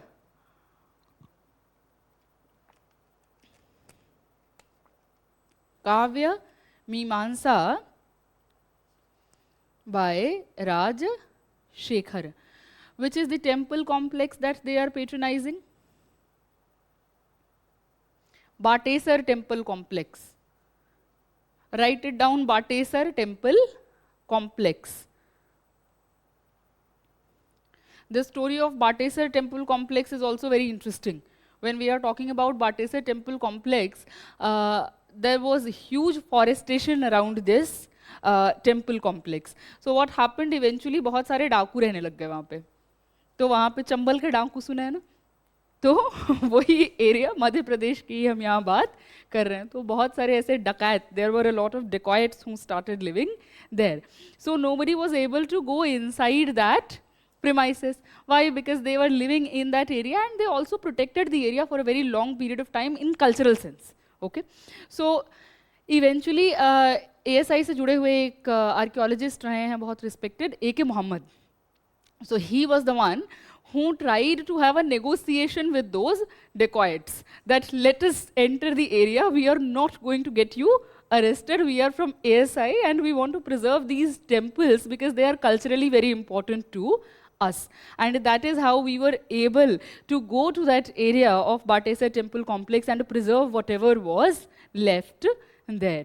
Okay, so these kind of stories we will find too when we are talking about archaeology. Historians or archaeologists, they go through a whole lot of trouble to preserve our cultural heritage. Okay, in mains these kind of questions have been asked in UPSC कि cultural heritage को अगर हम protect करने की बात कर रहे हैं तो क्या उससे जुड़े हुए laws हैं, किस तरह का हमको way forward उसमें रखना पड़ेगा, because even after government putting in a lot of effort, we are not able to preserve our cultural heritage completely. So we need to also aware the people about the importance of our cultural and historical legacy. तो ये सारी भी चीज़ें यहाँ पे important हो जाती हैं.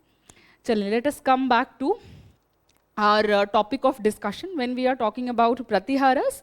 Al-Masudi is a traveler whose name you can remember. Again, he is also mentioning the details of the tripartite struggle. Is this clear? Now let us come to the Rashtrakutas. What is important about Rashtrakutas culturally? Have you heard of Krishna first? He patronized building of Kailashnath temple. Okay, so Kailashnath temple was built by the patronage of Rashtrakuta rulers. The precise name will be of Krishna first. So they are also patronizing building of architectural monuments. So here Krishna first becomes important in the context of patronizing building of Kailashnath temple. There are a few other temples जहाँ हमको नाम नहीं मिलता है. For example, there is a Pataleshwar cave. So we don't find the exact name whom patronized it, but it was built during this period. We also see building of Elephanta caves with the efforts of Rashtrakuta rulers, and there the Trimurti becomes very important. What is the Trimurti? तो किसकी मूर्ति है वो? Shiv, which is depicting various aspects of Shiva's personality. अगर आप महाराष्ट्र सदन जाएं या CP में अगर आप जाएं, there is this coffee house. Coffee house के बगल में महाराष्ट्र जो गवर्नमेंट का टेक्सटाइल वाला वहाँ पे ब्रांच है, तो उस पर आप देखेंगे कि जो उसका वॉल है उस पर एलिफेंटा का त्रिमूर्ति ही उन्होंने लगाया हुआ है. So in Maharashtra tourism this becomes a very prominent symbol. Okay, so this Trimurti became very important, and whose murti or sculpture is it? It is a sculpture of Shiva depicting various facets of Shiva's personality. Is this clear? So remember making of Elephanta cave as well. In Elephanta cave, a particular sculpture of Kalyan Sundar has also been depicted, which is going to become a very prominent sculpture which will be depicted in temples dedicated to Shiva. What is the meaning of Kalyan Sundar? Marriage of Shiva and Parvati. Kalyan, that means a divine marriage. Sundar, one name of Shiva. So depiction of Kalyan Sundar. Is this clear? Now if we have to talk about literature, Amogh Varsh, what is important about Amogh Varsh? He composed Kaviraj Marg. Okay, under the influence of a Jain monk, Jinsen, he converted to Jainism and also performed Sanlekhana. So we have one example of Chandragupta performing Sanlekhana. He converted to Jainism under the influence of Jain monk Bhadrabahu. We have another example of Amoghavarsh, a Rashtrakuta king who converted to Jainism under the influence of Jain monk Jinsen, and Amoghavarsh also practiced Sanlekhana. Is this clear? So remember this about Amoghavarsh. When we are talking about Kaviraj Marg, the language is Kannada. So here, what I want to emphasize upon, now the rulers will start patronizing vernacular languages as well. And from this period onwards, you will see development of vernacular languages as well as literature. Wherever there will be a prominent example, I'll tell you about that. Okay? Remember Kaviraj Marg in that context. Is this much clear? There is a particular temple type of Sarvato Bhadra temple style, which Rashtrakutas are facilitating. What do we mean by Sarvato Bhadra? So Sarvato Bhadra is a kind of temple where you have 4 gates in the Garbhagriha. When we use the term Garbhagriha, Garbhagriha means that a chamber where the main deity of the temple resides. Okay. Now, when we enter a particular temple, there is one gate, जहाँ से हम जाते हैं अंदर. सर्वतो भद्र में क्या है कि there are 4 gates on all the 4 sides. Okay. So when we are looking at their style of temple making, we find some of them belonging to Sarvato Bhadra style. Is this clear? So remember these cultural contributions of these people. If we talk about political setup, administrative setup, economic setup, feudal, that is going to remain the same. If we talk about, there is one difference in the context of army that you can remember. When we are talking about a Pala ruler, the prominent war animal in their army was elephant. Okay, and in the other 2 was horse. Otherwise, things are going to remain more or less the same. Is this much clear? Okay. So, this is something that you need to remember from the topic of tripartite struggle. Now, they are having horses. I said prominent war animal. तो prominent कौन है?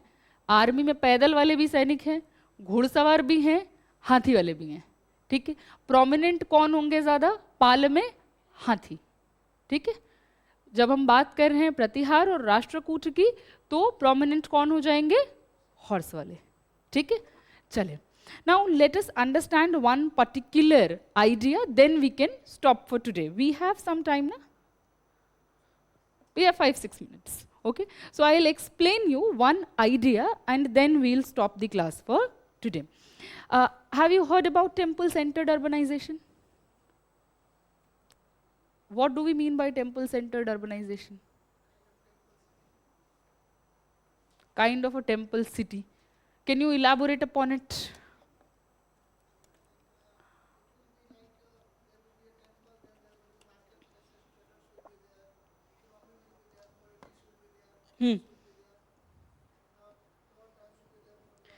Politics तो word मत use कीजिए क्योंकि temple है और economy है. अरे तो राजा मंदिर में थोड़ी बैठा है जाके. मंदिर तो पूजा करने जाएगा ना, जाएगा तो. See, let me explain it. This is a time when we see building of temples. Okay, it will take some time, but within a span of, let's say, a few decades, there are going to be rulers who are going to build bigger temples. Okay, when temples are being made, and specifically under Cholas, we are going to understand this phenomenon in a very prominent way. Okay, so there is R. Champak Lakshmi, and she is the one who has given the idea of temple-centered urbanization. What she is arguing, when we are talking about the economic setup in feudal sense, here economy is ruralized, that is one thing that we understand, and decline in long distance trade. So our city is not going to be present at all. They are going to be present in the context of being a political center and at times as cultural centers. Okay, so she is giving this idea that if there is a, let's say, very big temple in a particular region and people are flocking there for the purpose of worship, what will eventually start happening? When we go to any religious place, you will find that there are various shops. They are selling items which are required for worship purpose.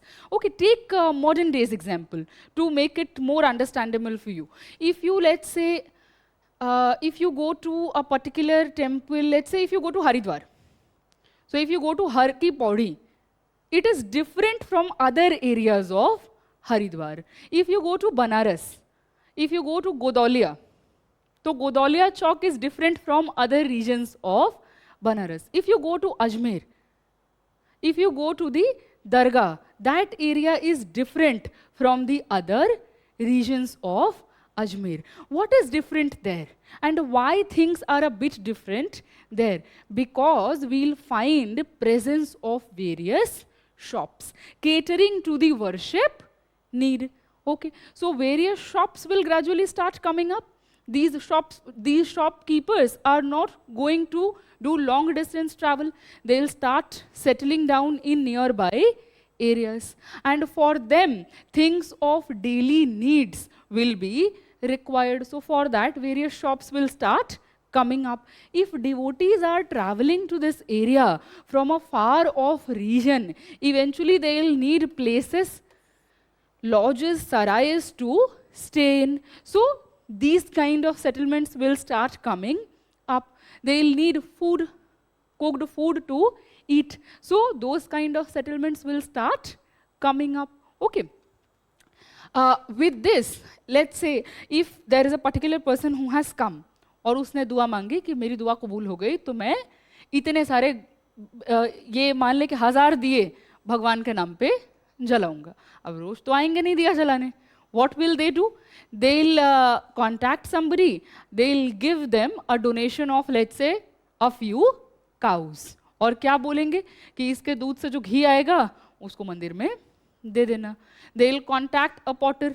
उनको बोलेंगे कि इतने दिए बना करके हर रोज मंदिर में दे देना. And this is how a whole different kind of economy which is centered around a temple that will start developing. So these people are not practicing agriculture. They are involved in non-agricultural aspect of economy, in craft production, in pastoralism, in trade. They are involved in these aspects of economy. It will gradually develop as a city. So urbanization will develop due to the presence of a prominent temple in a particular area too. Okay, so here they need not conduct long distance trade to survive as a city. The city will survive itself due to the presence of a temple in its premise. Is this clear? So we'll see development of a lot of cities due to temple-centered urbanization. Is this clear? So this is a particular concept that you should keep in mind because we are going to talk about various temples when we'll discuss temple architecture. Is this clear? कोई question है आज की class से? सब clear है? We can stop it here, and in the next class we will discuss a few questions first and then we'll move on to Chola Empire. Okay? Chalo, have a good day.